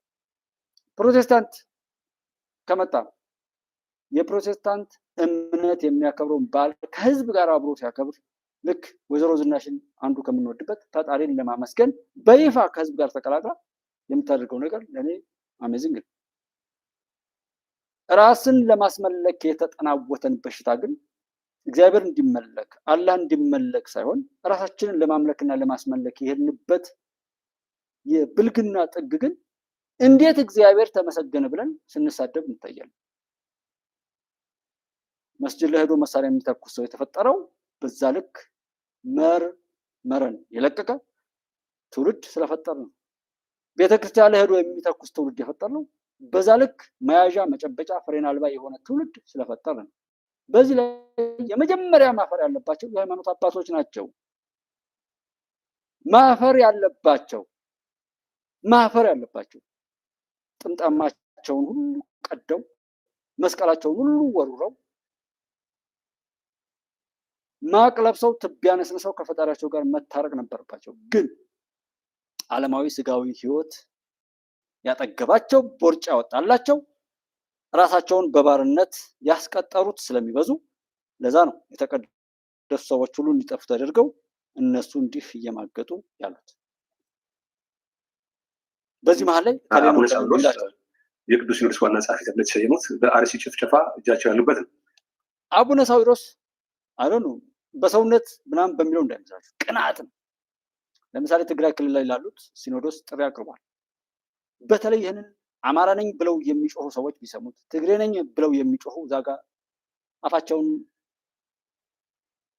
ልቅ በሆነ መልኩ የሚጮሁ ሰዎች እንዲሰሙት የምፈልገው እዚህ ካላችሁ 10 ሰዎች መካከል አይደሉ በዚህ ባለው በተበጣጠሰ ነገር ላይ ታስባላችሁ ብዬ አላስብም። ከኔ ጋር 1 ደቂቃ መቆየት አትችሉም። እንደዚህ አሁን ባለው የሰው ልጆች ውድቀት ውስጥ ብትሆኑ ኖሮ 1 ደቂቃ ከኔ ጋር አትቆዩ። ከዛ ባሻገር ፈጣሪ አቅም የሰጣችሁ ትልልቅ ሰዎች ብትሆኑ ነው አብራችሁኝ ያላችሁ ብዬ የማስበው። የራሴን እሰማዋለሁ እንዳልኳችሁ እና ሰለጠንኩ ምናምን እያላችሁ በእብሪት የምትወጠሩ ሰዎች እብሪታችሁን ይዩት። ማን ነው የረከሰው? ማን ነው የተዋረደው? ማን ነው እየተራገጠ ያለው? ሶማሌ ክልልና ትግራይ ክልል ያለውን ወሬ ስሙት። ቤንሻንጉል ጉሙዝ ክልልና አማራ ክልል ያለውን ወሬ ስሙት እና መዝኑ። ማን ነው ባለጌው? ማን ነው ስልጡኑ? ማን ነው እውቀት ያለው? ማን ነው ምሁሩ? የጅብ ግልገል ተሸክሞ የሚጮኸውንና የሚያሸክመውን ሁሉ እንድትረዱ ብዬ ነው። ለዚህ አይደል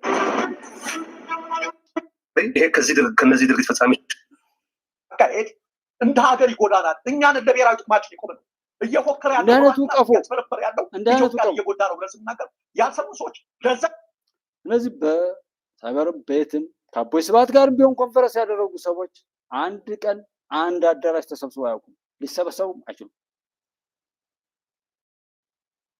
መቼም አያገኘኝ ብለው በአየር ላይ እንደዚህ የሚያወሩ ናቸው። እና ደሬ ደርዳሬ እኔ የማየው የኃጢአታችንን ብዛት ነው። እኔ የደረጀ ሰው መሆኑ አይደለም፣ ወንድማገኝ ሰው መሆኑ አይደለም፣ ሀብታሙ አያሌው ኦር እንደዚህ የሚቀደዱ ሰዎች አሉ። እኛንን ስተት ውስጥ ያለ እነዚህ ራሳቸውን እያከራዩ ጾታቸውንም ቢሆን በሌላ የሚያስወስኑ ኢትዮጵያ ስትሻገር ኢትዮጵያን ለማፍረስ የተሰሩ ሁሉ ጉሮሯቸው ይዘጋል። ጠቅላላ ግንዛቤ መውሰድ ያለብን ጃዋር በለው ጽንፈኛ በለው ይሄ ዝም በአፍራሽነት የተቀጠረና ወራዳው በታመነበት ሁሉ ከሃዲ የሆነው በራሱ ላይ መሰልጠንና ራሱን መቆጣጠር የማይችለው ግብዝ ሁሉ ሆዱን የሚሞላው እኛን በማጠፋፋት ነው። ሰውኛ ስንዋደድ አብረን ስንቆም ራሳችንን ስንጠብቅ ይሄ ሁሉ ቆሻሻ ራሱን በራሱ እየገደለ ሲጠፋ ታዩታላችሁ። ራሱን በራሱ ነው የሚገድለው። እኛም ራሳችንን በመጠበቅ እነሱ ከኃጢአታቸው ጋር ራሳቸውን እንዲያጠፉ መፍቀር ነው። እነዚህን ብትመቷቸውም ኃጢአትን ማበስ ነው እንጂ የሚሆነው ለእነዚህ ሞት ብርቃቸው አይደለም። ሞተው የኖሩ ናቸው። ሞተው የኖሩ በየቀኑ የሚሞቱ ተዋርደው የኖሩ በየቀኑ የሚዋረዱ ከነሱ በታች ደግሞ ርካሾች በገንዘብ የሚሳተፉላቸው ጆሮ እየሰጡ ሁልጊዜ እየዳከሩ ነፃ መውጣት ያልቻሉ ራሳቸውን ለእንደነዚህ አይነት ውራጆች ባርነት እያሳለፉ የሚሰጡ ነውረኞች ናቸው። ይሄ እንዴት አልክ? ለውጥ መጣ ብለን አጨበጨብን። የመጣው ለውጥ አልገባንም። ከገባን ለምንድን ነው የተቃወመው? ገብቶን ከደገፍን እንዴት ተቃወመ? ያን ምክንያት አወሩ። ዛሬም አይናገሩ። ማደናገር ባህሪያቸው ነው። ሰው ሲስቅ አያዩም። ሰው ሲደሰት አያዩም። አንዲት እናት ከወደቀችበት ጎርፍ ከሚሄድበት ላይ ብድግ ተደርጋ ቤት ተሰርቶ ሲሰጣት አያዩም። አዎ እናት ስታለቅስ ያያሉ። እንባ ቸርቻሪዎች ናቸው። ስለዚህ እነሱ ሰዎች ምን አላቸው? የሚያስለቅስ ቡድን ይቀጥራሉ። ተፈናቀለ ከሚለው ጋር የሚጮሁ ከሆነ የሚያፈናቅል ቡድን ይቀጥራሉ። ስንሞት ከሆነ እነዚህ ሰዎች የሚያተርፉ እኛን የሚገል ቡድን በጎን ይቀጥራሉ። ሰው ያልገባው ይሄ ነው። አንድ ቦታ ላይ አትሙት፣ ራስን ጠብቅ ብለው ሲመክሩ አታዩ። ተነስ ግጠም በለው በ4 ቀን 4 ኪሎ ግባ አለ። 4 ዓመትም ቢሆን 4 ኪሎ ሆነ ትቀራታለህ እንጂ በመኪና ጭነንም ቢሆን ግባ ብንልህ አትገባም። አንተም ታውቀዋለህ፣ አንቺም ታውቂያለሽ። ሁሉም የድርሻውን ኃጢአቱን በቤቱ ሊካፈል ተነሳ እንጂ እንዴት በሰላም እንደራደር ሲባል ገብቶ አይሞግትም። መገዳደል ብቻ ነው የሚያዋጣኝ የሚል ውራጅ አለ። ውዳቂ አለን። ለማን ነው የምትሰራው? ከገዳይና ከሚያድን ሰው የትኛው የተሻለ ነው? መከላከያ ሰራዊትን ተደብቀህ የምትወጋ የተወጋህ አታፍርም? ትንሽ ከማን ጋር እንደምትሰባሰቡ ነው እያሳየው ስለምናውቃችሁ ማለት ነው። የምንቀብራችሁ ከዚህ ያጣላ ስለሆነ እንደዚያ ሊል ይችላል እንጂ አንድ አካል ስብስብ ወይም እንደ ሀገር አጠቃላይ ኢትዮጵያ የህልውና አደጋ አጋጥሟት እያለ ከህልውና ቀጥሎ የሚመጣን ነገር ስለ ምርጫ፣ ስለ ዲሞክራሲ፣ ስለ ኢኮኖሚ እድገት፣ ስለ አማራጭ ፖሊሲ፣ ስለ ፓርቲ ይሄኛውና ያኛው ያሸንፋል የሚባል ነገር በጣም ሩቅ ነገር ነው እና ኢትዮጵያ የምትገኝበት ሁኔታ አሁን ሁሉም የህብረተሰብ ክፍል በሚባል ደረጃ በቃ ይሄ ነው ትግል። አማራጭ እንድታገኛል ባለ በሌላ አቅምህ ከገባበት መከራ ነፃ እንድትወጣ ሳይሆን መከራ ውስጥ ነው ያለው። አብቆልሃል። ለምንድን ነው መርጣለሁ የምትለው?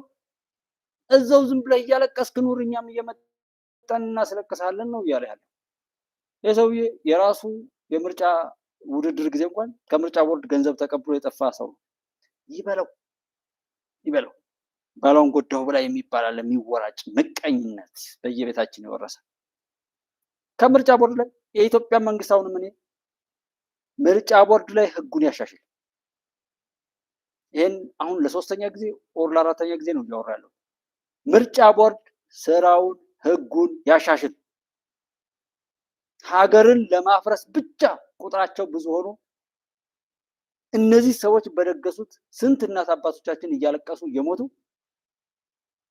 ለነዚህ ሰዎች በስሙ ዲሞክራሲ የሚሰጠውን ገንዘብ ያቁም። አለዛ ሰዎችን እነዚህ ሰዎች መንግስትን እንደማይወዳደሩት መንግስት ራሱ ያውቃል፣ እነሱም ያውቃሉ። መንግስትን መሞገት የሚቻለው እሱ 10 ቤት ከሰራ እነሱ 20 ቤት እየሰሩ ነው የሚወዳደሩት።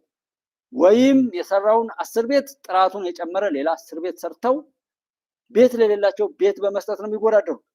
ማዳበሪያ ፋብሪካ ላቋቁም ነው ብሎ ሲል ይሄን መንግስት ይሄን ብልጽግና ፓርቲ የሚባለውን ዛውጭ መወዳደር አይችሉም። ስለዚህ ተስፋ ቆመዋል። ኢትዮጵያን አሳልፎ በመስጠት ብቻ የተቀጠሩ መሆናቸውን ይሄው ነግረውናል። ምንም ለውጥ አይመጣም ማለት ነው። ስለዚህ ለነዚህ ለምንድን ነው ገንዘብ የሚሰጠው ምርጫ ቦርድ? እነዚህ የምን አማራጭ ናቸው? ውድድሩ የመግደልና የማስገደል ነው። ህጉን ያሻሽል። ባላችሁት ወንድሞቼ ለአራተኛም ይሁን ለሶስተኛ ጊዜ የምደግመው ህጉን ያሻሽል። ለነዚህ ጠላቶቻችን የሚሰጠውን ገንዘብ እነዚህ ቆሻሾች በመኖራቸው ያፈናቀሏቸውን ሰዎች ለማቋቋም እናውላለን። ተማሪዎችን ገደል የሚለውን ስፖንሰር ያደርጋሉ። ተማሪዎችን መገብኩ የሚለውን ሲሰድቡ ይውላሉ።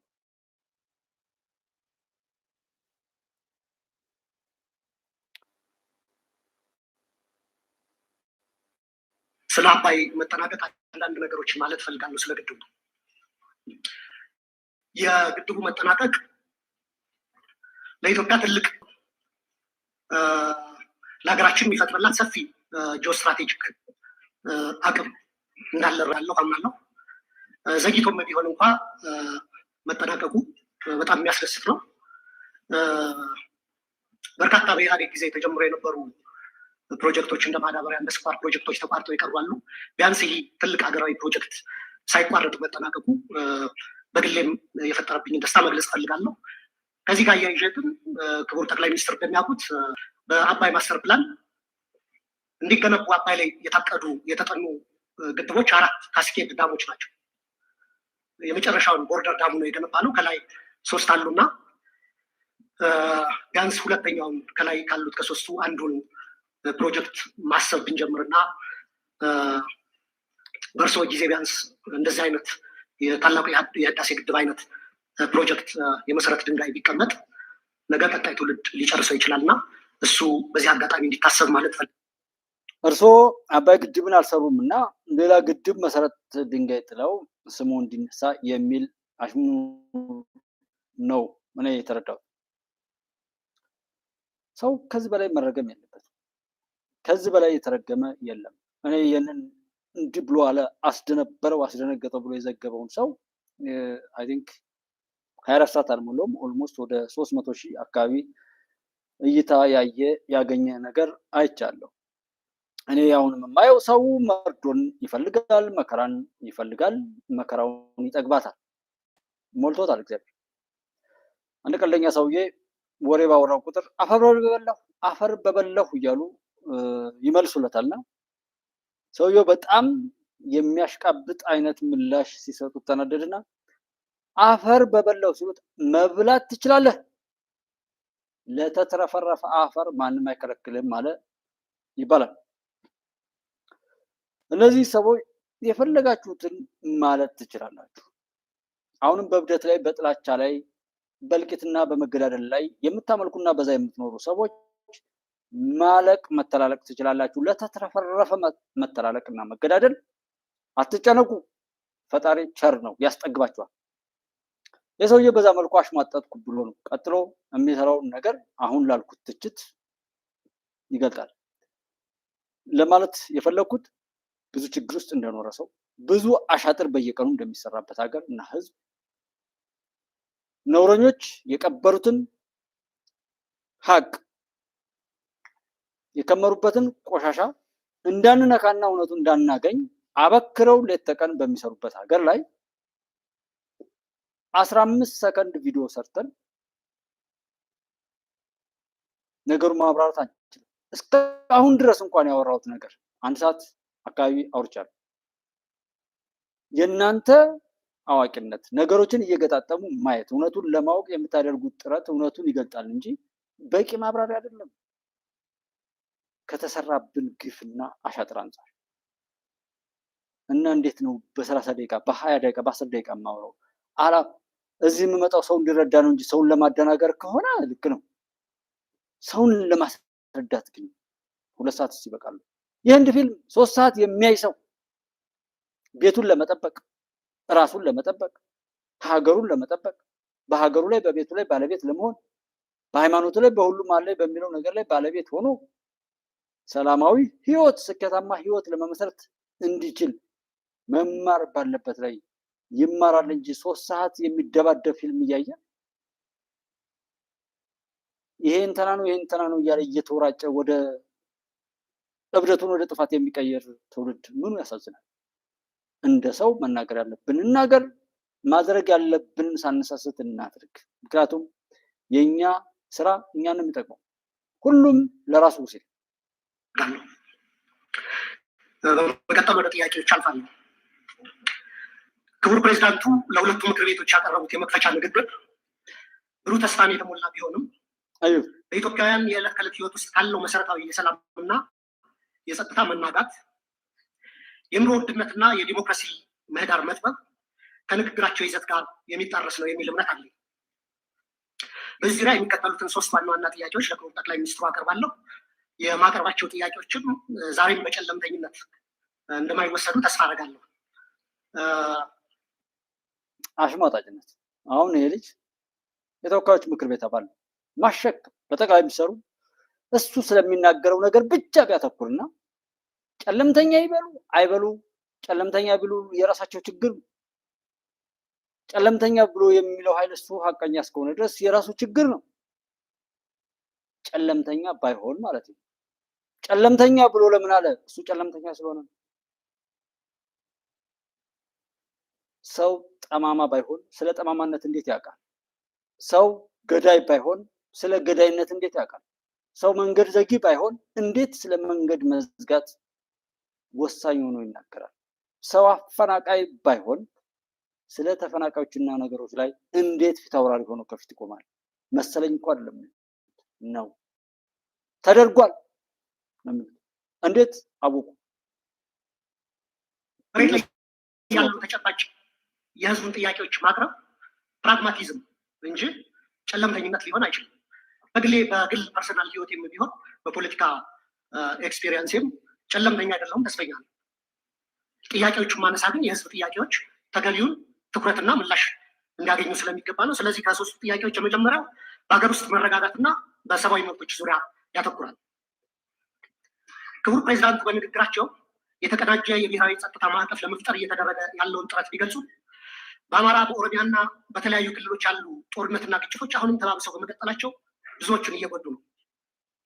ክቡር ጠቅላይ ሚኒስትሩ እንደ ጸጥታ ኃይሎች መሪነቶ ካለፈው ዓመት ወዲህ በአማራና በኦሮሚያ ክልሎች በእነዚህ ጦርነቶች ምክንያት የተጎዱትን ሲቪሊያንና የሲቪሊያን መሰረተ ልማቶች ቁጥር በግልጽ ሊገልጹልን ይችላሉ ወይ? እንዲሁም መንግስት የጸጥታ ችግሮችን ለመፍታት ጽንፈኛና አሸባሪ የሚላቸውን ቡድኖች ከመውጋት ባለፈ ለሁለቱ ክልሎች ከወታደራዊ አማራጮች የተለየ ፖለቲካዊ መፍትሄ ለመስጠት ለምን አይሰራም? ማለት ይህንን ራሱ ቢሆን ቢሰማው ያውቀዋል። በሰላም ላይ ባዘጋጃችሁት አማራጭ የታጠቁ ኃይሎች ገብተው ያገኙት ምላሽ ግን ይሄ ነው ቢል በሀገራዊ ምክክር ላይ በተዘረጋው ነገር ጅማሮ ጥሩ ነው፣ ነገር ግን እዛ ጋር ገብተው ሰዎች አፈጻጸሙ በዚህ መልኩ ላይ ነው የሆነው እያለ ያሉ ክፍተቶችን ቢነግረን እኔም አንተም አንቺም ሁላችንም መንግስት ላይ ያለው ክፍተት እየሞገትን ችግሮቻችን እየተቀረፉ ነገሩ እየተስተካከለ ይላል። እሱ የሚለው ግን ከጦርነት አማራጭ ውጭ በኦሮሚያ በአማራ ክልል ያሉ ግጭቶችን ለመፍታት ምን አማራጭ ተዘጋጅቷል? አልሰምቶም በጎጃም ይሄ አልሰምቶም። ከዛ መጀመሪያ ላይ ምንድን ያለው? መጀመሪያ ላይ የተናገረው አሉ ሌላ የማያቆር ምናምን ከደሙ ንጹህ ነኝ። ይሄውን ያደናገረው እኔ ወደኋላ መልሼ ልሰማው ነው የፈለጉ። እስቲ ብዙዎችን እየጎዱ ነው። ክቡር ጠቅላይ ሚኒስትሩ እንደ ጸጥታ ኃይሎች ይሄ ምንድን ነው? የተጎዱ ተቋማትን የተጎዱ ንብረቶችን ቢገልጡልን ምንድን ነው የሚጠቅመው? እሱ አይደለም ይሄን ጥያቄ እየጠየቀ ያለው። ይህን ያህል ጉዳት ደርሷል ብሎ መንግስት እንደ መንግስት ካመነ በኋላ ደግሞ ምን ይላል? ይህን ያህል ጥቃት፣ ይህን ያህል ንብረት ወደም፣ ይህን ያህል ኢኮኖሚ ውድመት መድረሱ መንግስት አመነ ያሉ ያንን እያጎሉ የሚሄዱ ሰዎች ናቸው የላኩት ይሄን ልጅ። በጣም በጣም ማፈር ያለበት ይሄንን ልጅ የመረጠ ሰው በሙሉ ሊያፍር ይገባል። ማፈር አለበት፣ መጠየቅም አለበት። ህፃን ፌቨን እንደዛ የሆነችው ባህር ዳር ነው። ባህር ዳር ላይ የሚሆነውን ውሰዱ። ኮሪደር ቢለማም ያድልድይ ቢሰራም የጣና ፎረም እዛ ቢከወንም እዛ ስላለው ነገር አንድ ነገር አይሆንም። ባህር ዳር ላይ የውሃ ችግር ካለም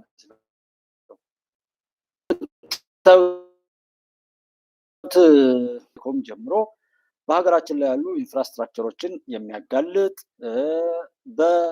በሚከፍሉት ወር በሚያስከፍሉት ነገር ላይ ደግሞ ፍትሃዊ አገልግሎት የማይሰጥ መሆኑን ሁሉ የሚያጋልጥ ነው።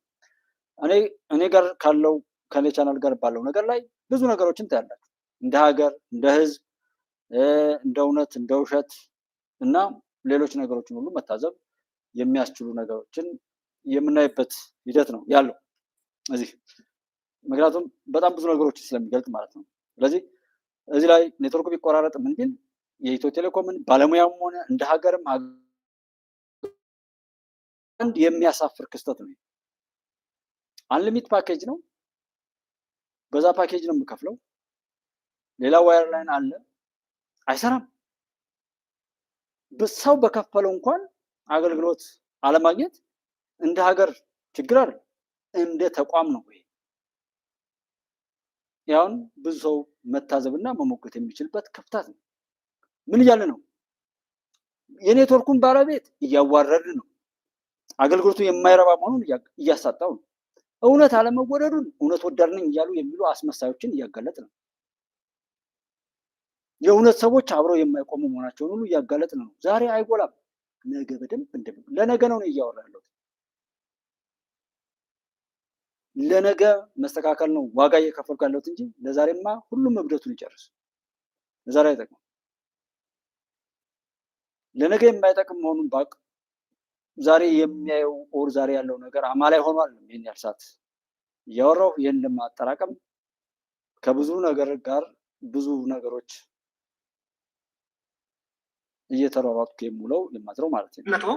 ካለፈው ዓመት ወዲህ በአማራና በኦሮሚያ ክልሎች በእነዚህ ጦርነቶች ምክንያት የተጎዱትን ሲቪሊያኖች እና የሲቪሊያን መሰረተ ልማቶች ቁጥር በግልጽ ሊገልጹልን ይችላሉ ወይ? እንዲሁም መንግስት የጸጥታ ችግሮችን ለመፍታት ጽንፈኛና አሸባሪ የሚላቸውን ቡድኖች ከመውጋት ባለፈ ለሁለቱ ክልሎች ከወታደራዊ አማራጮች የተለየ ፖለቲካዊ መፍትሄ ለመስጠት ለምን አይሰራም? የኢትዮጵያ ሕዝብ የእርስ በርስ ጦርነት አንገፍግፎታል። በሀገር ውስጥ ተንቀሳቅሶ ሰርቶ መብላት ከብዶታል። ሀገራችንም እንደ ኮሎምቢያ ከውስጥ ታጣቂዎች ጋር 50 ዓመታትን እየተዋጋች ልትቀጥል አትችልም። ከዚሁ ጋር በተያያዘ በሀገር አቀፍ ደረጃ በስፋት እየተዘገበ ያለው የፖለቲካና የህሊና እስረኞች ጉዳይ እልባት እንዲሰጠው፣ እስረኞችም የተፋጠነ ፍትህ እንዲሰጣቸው በተደጋጋሚ ብንጠይቅም የፖለቲካ አቅጣጫ የተሰጠበት በሚመስል መልኩ በተደጋጋሚ የፍርድ ቤት ቀጠሮ ዞሮ እዛው የማልቀስ ፖለቲካ። እኔ እንደ ምክር ቤት አባል ይህንን እኮ ማንም ተራ ሰው እያወራዋል። ይህን በቃ ወቀሰን፣ ልቅሶን፣ ተጎዳው ማለትን ችግሮች ዝርዝር ላይ ማንም ሰው ኢትዮጵያ ውስጥ ያላችሁ ችግር የምታወሩ ሰዎችን ጠቅላይ ሚኒስትር ዶክተር አብይን ጨምሮ ስለምዘረዝሩት ችግር ማንም አይቃወማችሁም። ጠቅላይ ሚኒስትሩም ይቀበሏቸዋል። አዎል ነው ይላሉ። እኔም የምለው ስለምታወሩት ችግር እንኳን የተፈጠረውን ያልተፈጠረውንም ቢሆን መደርደር ትችላላችሁ። እስማማለሁ። እማልስማማው የምታወሩትን ችግር ሊፈታ የሚችል አደረጃጀትና አቋቋም አካሄድና ሁነት ግን የለም። ከምታወሩት ችግር የበለጠ ሌላ ችግር ለመፍጠር የሚያስችል ጥላትን አትራፊ የሚያደርግ ሀገርንና ሕዝብን ግን የሚያከስር ሂደት ነው የምትሄዱት። እኔም እንደምደመድመው እዚህ ላይ እምጣላችሁም እምጠላችሁም እምረግማችሁም ፈጣሪንም የማማርረው በዚህ ጉዳይ ነው። የምታወሩት ችግር የፈለገውን ያህል ኤግዛጅሬት አጋናችሁ ተናገሩ። አስተላለፋችሁ አካሄዳችሁ ደግሞ የባሰ ሌላ ውጥንቅጡ የወጣ ችግር ለመፍጠር እንጂ ለመፍትሄ አያስችልም። ይሄ እብድ አሁን ያወራል። ጤነኛ ለሆነ ሰው ለምን ስለመረጠው ህዝብ አላወራም? ለምን ስለ ባህር ዳር አላወራም? ባህር ዳር ስሙ ለምን አላነሳም? የሚወራው ኮሪደር ልማት ባህር ዳር ላይ የለም ማለትም ሊሆን ይችላል። ምንም ነገር ሊሆን ይችላል። ግን ባህር ዳርን ለምን አላወራም? ይሄ አላማው እሱ አለ። ማወቅ በተለይ እዚህ ጋር አብራችሁ ለምታብዱ ሰዎች ነው። ሰው ምን መፍትሄ ያመጣል? እሱ እንዳንድ የፓርላማ አባል የሚናገረው ነገር ችግሩን ይፈታል? በጣም ነው የሚያሳፍረው። የደረሰውን ችግር እሱ ባወራውና ውስጥ ለውስጥ እየሄደ ባጠነጠነው እብሪተኝነት፣ የአጥፍቶ ጠፊነት፣ የባንዳነት፣ የተላላኪነት፣ የነውረኝነት ጉዞ ስለ 500,000 ተፈናቃዮች አያወራም። ስለ ህፃን ፌበን አያወራም። እዛ ስለሚደርሰው ማንኛውም ነገር አያወራም። ስለ 7 ሚሊዮን ተማሪዎች የ3 ዓመታት ትምህርት መስተጓጎል አያወራም። ስለተጨፈጨፉ መምህራን አያወራም። ስለሚታገቱ መምህራን አያወራም። ለሰላም የሄዱ እናት አባቶች ሰላምን ይዘው በመሄዳቸው ብቻ ተንበርክከው መሬት ለመሬት ከቧጨሩ በኋላ መጨፍጨፋቸውን አያወራም። ሰዎች እየታገቱ የሚደርስባቸውን መከራ አያወራም። 37 አመራሮች በግፍ ፈረስ ቤት ላይ መጨፍጨፋቸውን አያወራም። ስለዚህ ከዚህ ሰው ጋር ሲበዛ እንደ አይነት ሰዎች እንደሚበዙ ይታወቃል። ከእሱ አንጻርም ማየቱ እዚህ ሰሜን ወሎ ያለን ፋኖ ማሸነፍ ያልቻለ መንግስት እየተማረከ እጁን እየሰጠ የሚማረክ ሰራዊት የያዘ መንግስት አሁን እንደገና ከሌላ ውጭ ሀገር ጋር ተዋግቼ የዓለም አቀፍን ሕግ ጥሼ እና አንድ ሀያላ ነገር ጥሼ ያን ጥቅም አስጠብቄ ይቀጥላሉ። ይሄ በፍጹም አይሆንም። ችግሩ ምን መሰለህ? ካልሆነም ስታሊን አሁን ኢትዮጵያ ስትፈርስ ቁጭ ብዬ በማየቴ እድለኛ ነኝ ያለ እድለግም ጋር ልደቱን ተጎልቶ ታይቷል።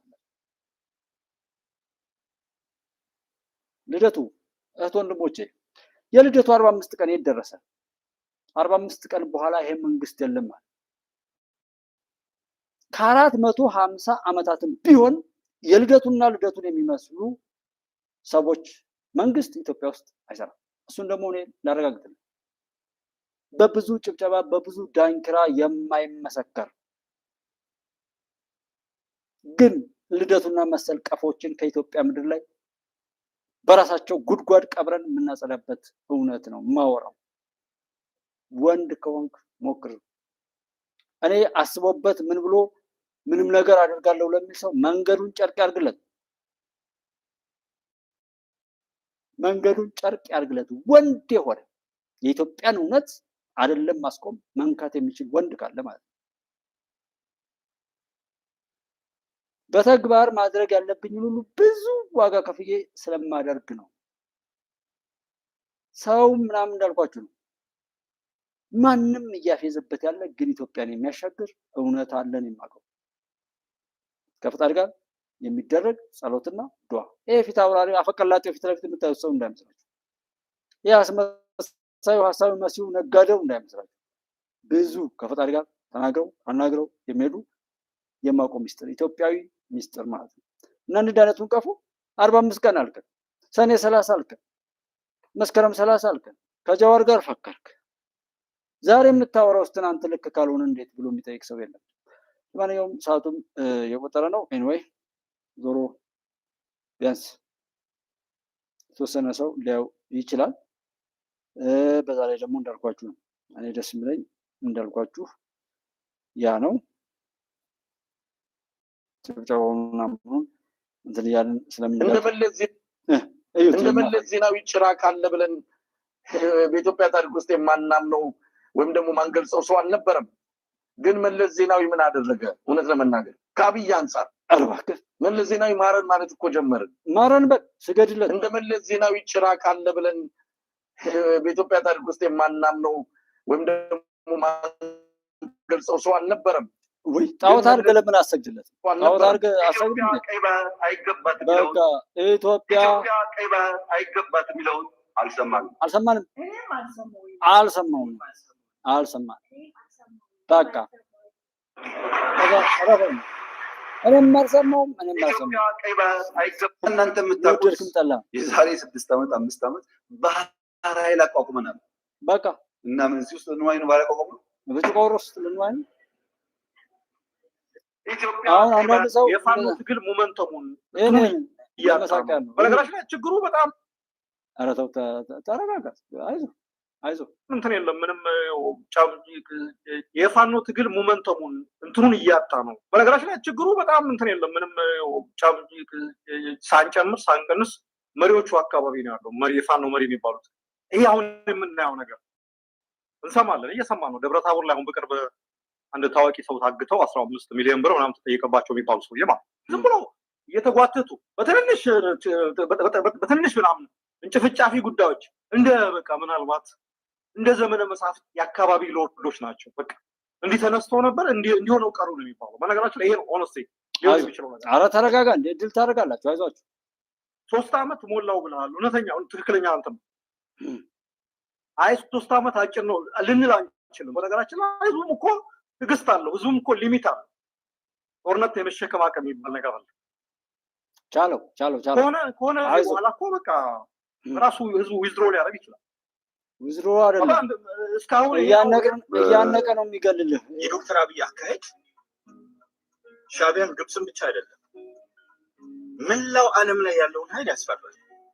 ምክንያቱም ይሄ ሰው በአጭር ጊዜ ኢትዮጵያ ከአፍሪካ በኢኮኖሚ 2ኛ ከዛ በኋላ ደግሞ በአጭር ጊዜ መልሳ አጭር ጊዜ ነው በዘመናት የኖረች ሀገር ውስጥ ባቀደው ጊዜ ትሆናለች። ጥያቄ የለውም። አንደኛ እንደምትሆን ይታወቃል። ያላት የነዳጅ ክምችት፣ ያላት የተፈጥሮ ሀብት፣ ይህን ደግሞ መቀየር የሚችል ለውጥን መምራት የሚችል ኃይል መኖሩ ብዙን ዓለም እጅግ በጣም ከሚፈልገው በላይ ስለሚያስደነግጠው ዘመቻው አንድ እንዳይመስላችሁ ፈርጀ ብዙ ዘመቻ ነው ጸረ ጠቅላይ ሚኒስትር ዶክተር አብይ አህመድ ያለው እና አሁን ዶክተር አብይ ማድረግ ሲገባው ያላደረገው ሳይሆን የምናገኘው አያደርገውም ብለን የምናስበውን ነገር አድርጓቸው አይቻልም የሚባለው መንፈስ የሚለው አንከራታች ድል ወፈራው ሚዳው ድናርጋለን የሰው ዘር በሙሉ ማለት ነው። ሁሉም የሚያሸንፈው እኛ ነን እና ምንም ችግር የለውም። አንዳንድ አክራሪ ኃይሎች እንደሚያደርጉት አይነት ተስፋ በመቁረጥና ትልቅ ጉልበትን ለማሸነፍ ብለህ በመረበሽና በአቅመቢስ ለመሳቂያ እንዴት ነው ዛንድሮ ማንጓ እንዴት ሆነች?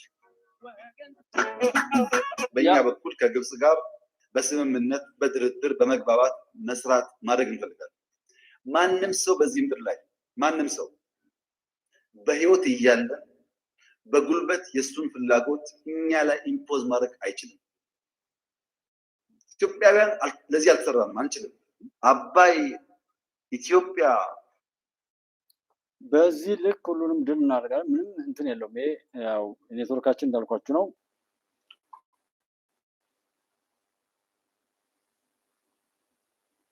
ተጠቀመች እንጂ ማንን ጎዳች? ኢነርጂ ያመረትን እንጂ መች ውሃ ከለከለ? የመጠቀም መብትማ ዓለም አቀፍ ህግ ነው፣ መብታችን ነው።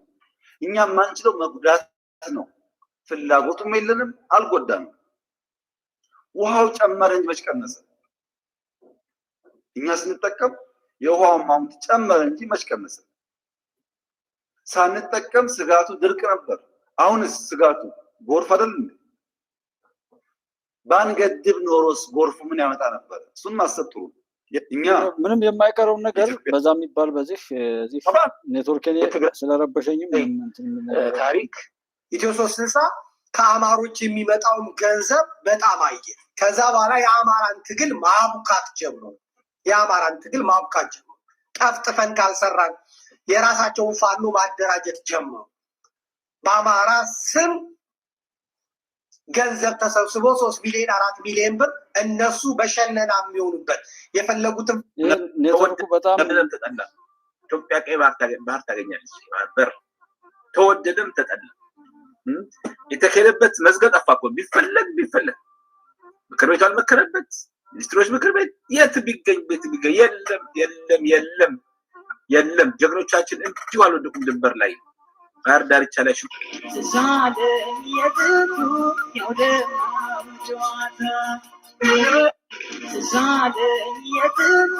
ከፈለጉ ኢትዮጵያ በሙሉ ማጨለም ይችላል በአንድ ቀን። ማይካድራ እኮ ታጣቂዎች ነበሩ። ለምን ተቆቆ ነበር? ሲቪላን ናቸው ገጀራ ይዘው ይተፈጠሩ። እነዚህ ሰዎች እንዴት ኢትዮጵያ ይመጣሉ? አሁን እንደዚህ ያለ ገጀራ ይዘው ነበር የተባለ ሰው መቼም ሲቪል ቢሆንም ተመልሰው ማይካድራ አለው ይገባል ብዬ አላስብም። ወንጀል ያልሰራ ሰው በሙሉ መምጣት ይችላል ማለት ነው። ሂድ ቀጥል እያልኩ እኮ ነው። የጅሉ ብዛት እስኪ ይሄንን ስሙልኝ። ወሰለኝ ሳሉ እኮ ስላለ ማንበያ ቀረ ሰውዬ ሳሉ ያው 15 ሆኖ ይሄ ውዣው እንደዚህ ታውቀዋለህ። በ5 ቁጥር ወደ እንድስቀውን ጠብለኝና ሀብቴ ሚካኤልን እየደበደብን የደንጎልቱ ይሮጥና ምን ይመጣል? በዛ በውዣው ድልድይ በዛ ሲመጣ ተሯሩጠን ጀና ድልድዩ ላይ ደረስንበት። ድልድዩ ላይ 7ቱን እንደመታ ነው ወደ ኋላ ሲመለስ እነበርቃየውና እነዳን የደረሱበት። ታዘው በቃ 17 18 አካባቢ አዘው አለቁ። እኔ እንደው ወገን ይምታው አዛዝም ብሎ ቆስለኛ ይምታው ድልድዩ ላይ ድንጋዋ ስር ተመታ። ሳሉክ ምኑ ነው ተመታ? አረ ጅል አመታት የተመታ በዚህ በቆለጡ አፍረንተቱ አካባቢ። ይሄ ሚካኤልን ስንመታ ነው የሚለው ሚካኤልን ስንመታ። ስለዚህ በተለይ እንደ ሃይማኖት እነንተና የሚባለው ሰው ሞተ በሚለው ላይ አውሩ፣ ሰው ሁሉ እንዲያግዝ ያን ነገር ሰው ሁሉ እንዲያቆም። ያለዛ ግን ምንም ወሰለኝ ሳሉ እኮ ስላለ ማንበያ ቀረ ሰውዬ ሳሉ ያው 15 ሆኖ ይሄ ውዣው እንደዚህ ታውቀዋለህ። በ5 ቁጥር ወደ እንድስቀውን ጠብለኝና ሀብቴ ሚካኤልን እየደበደብን የደንጎልቱ ይሮጥና ምን ይመጣል? በዛ በውዣው ድልድይ ሚካኤልን እየደበደብን የሚለው ነው እኔ በዋናነት ያልኩት። ሌላው ያው ምናምንቱ ተመታሚ ይበል ያው ይበለው የቀጠፍ ነገር ነው የሚላለ ይበለው ነው። ምኑ ላይ ሲምታው ምኑ ላይ ባይጀመር ነው እንጂ በሚለው ነው የምትወስዱት። ዞሮ ግን እስከመቼ ነው እንደ አይነቱ ነገር እንትን የሚለው? ግልጥ አልሆን ብሎ ነው ወይ አልገባን ብሎ ነው ወይ የተለያዩ የሚወሰዱ እርምጃዎች በሙሉ እንደው አልታየን ብለው ነው አላውቅ አልሰማ ብለን ነው ማለት ፈልጋለሁ።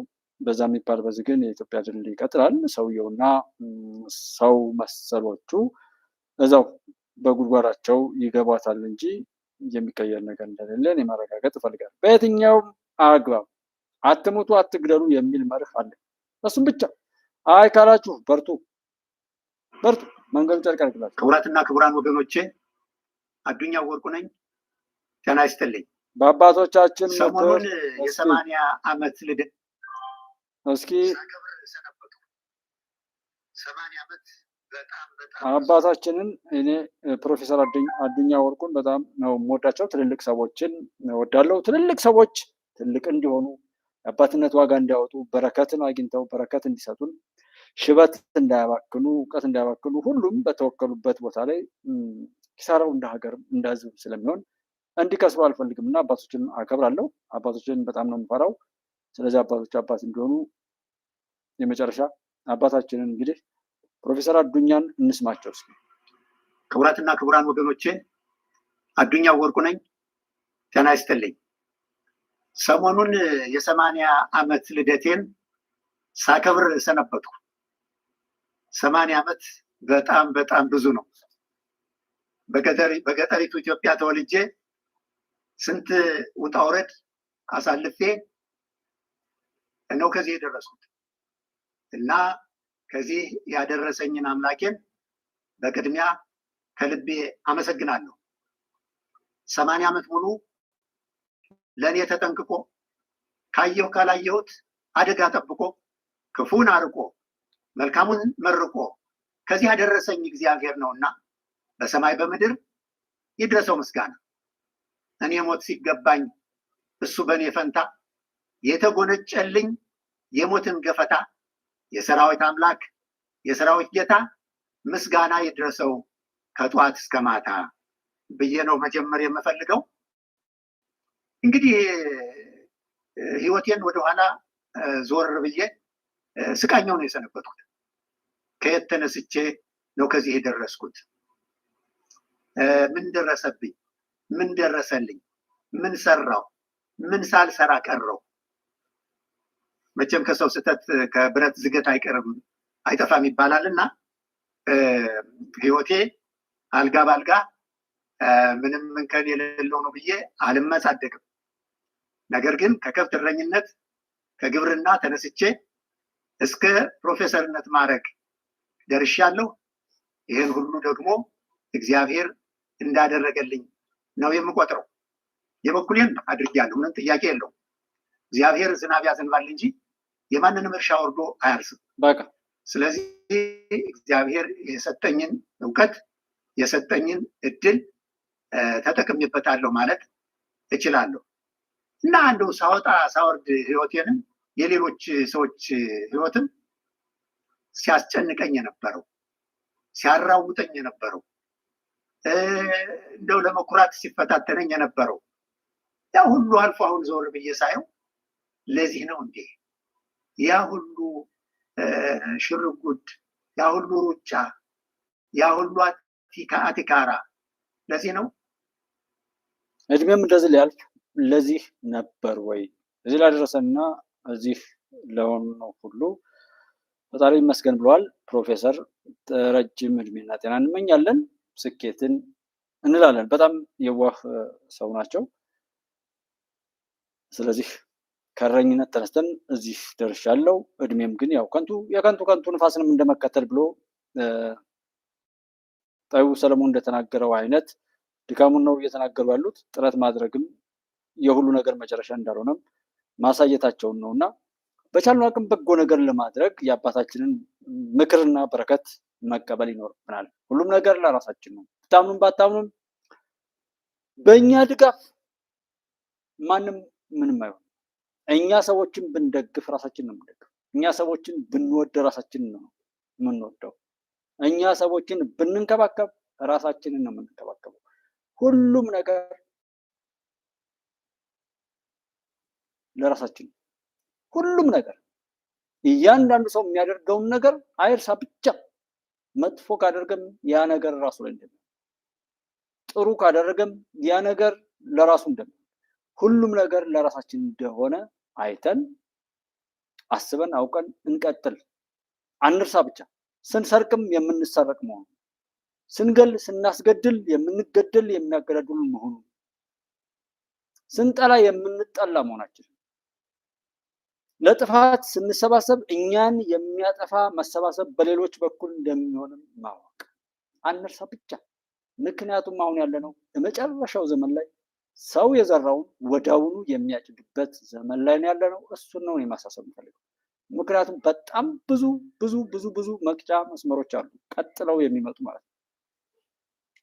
ለአቅመ ምስጢር ባልደረሰበት ሰው ላይ አትናገሩም፣ ግን መልካም እናስብ። በጎ የዋለ በጎ ያደረገ በእምነቱ በሃይማኖቱ በየትኛውም የእምነት ስም ይሁን እምነቱን በተግባር የሚኖር ጸሎት የሚያበዛ ዱዓ የሚያደርግ እጁንም አፉንም ሰብዕናውንም ከነውር ከኃጢአት የሚጠብቅ ምንም አይሆን፣ እያሸነፈ ይቀጥላል።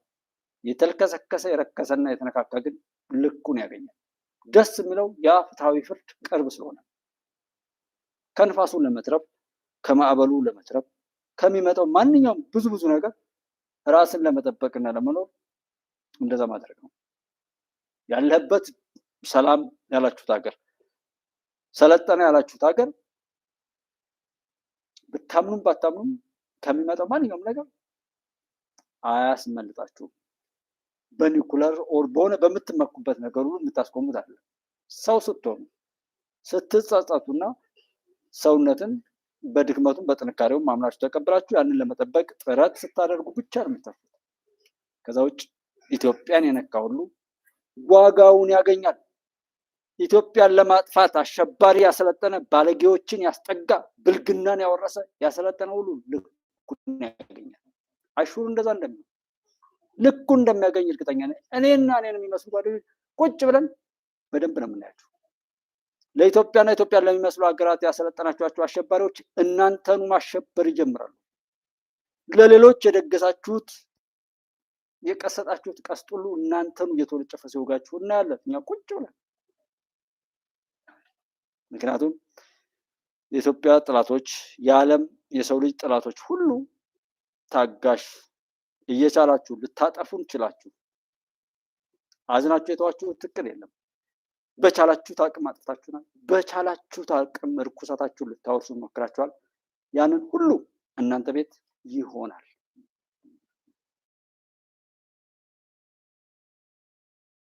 ረጋ ብለን ነው የምናየው። ወንድ የሆነ ሲያስቀረው እናያለን። ወንድ የሆነ እስኪ የፈጣሪን ቁጣ፣ እስኪ ማዕበሉ ሲቆጣ፣ እስኪ ንፋሱ ሲቆጣ፣ እስኪ ሰማዩ ሲቆጣ፣ እስኪ መሬት ስትቆጣ ሲያስቆመው እናያለን። እሱን ከዚህ በፊትም ደጋግሜዋለሁ፣ አሁንም ደግሜዋለሁ። እስኪ የደም ማዕበሉ ሲነሳ በጀልባው ላይ ተሳፍሮ የሚተርፈውን አያለሁ።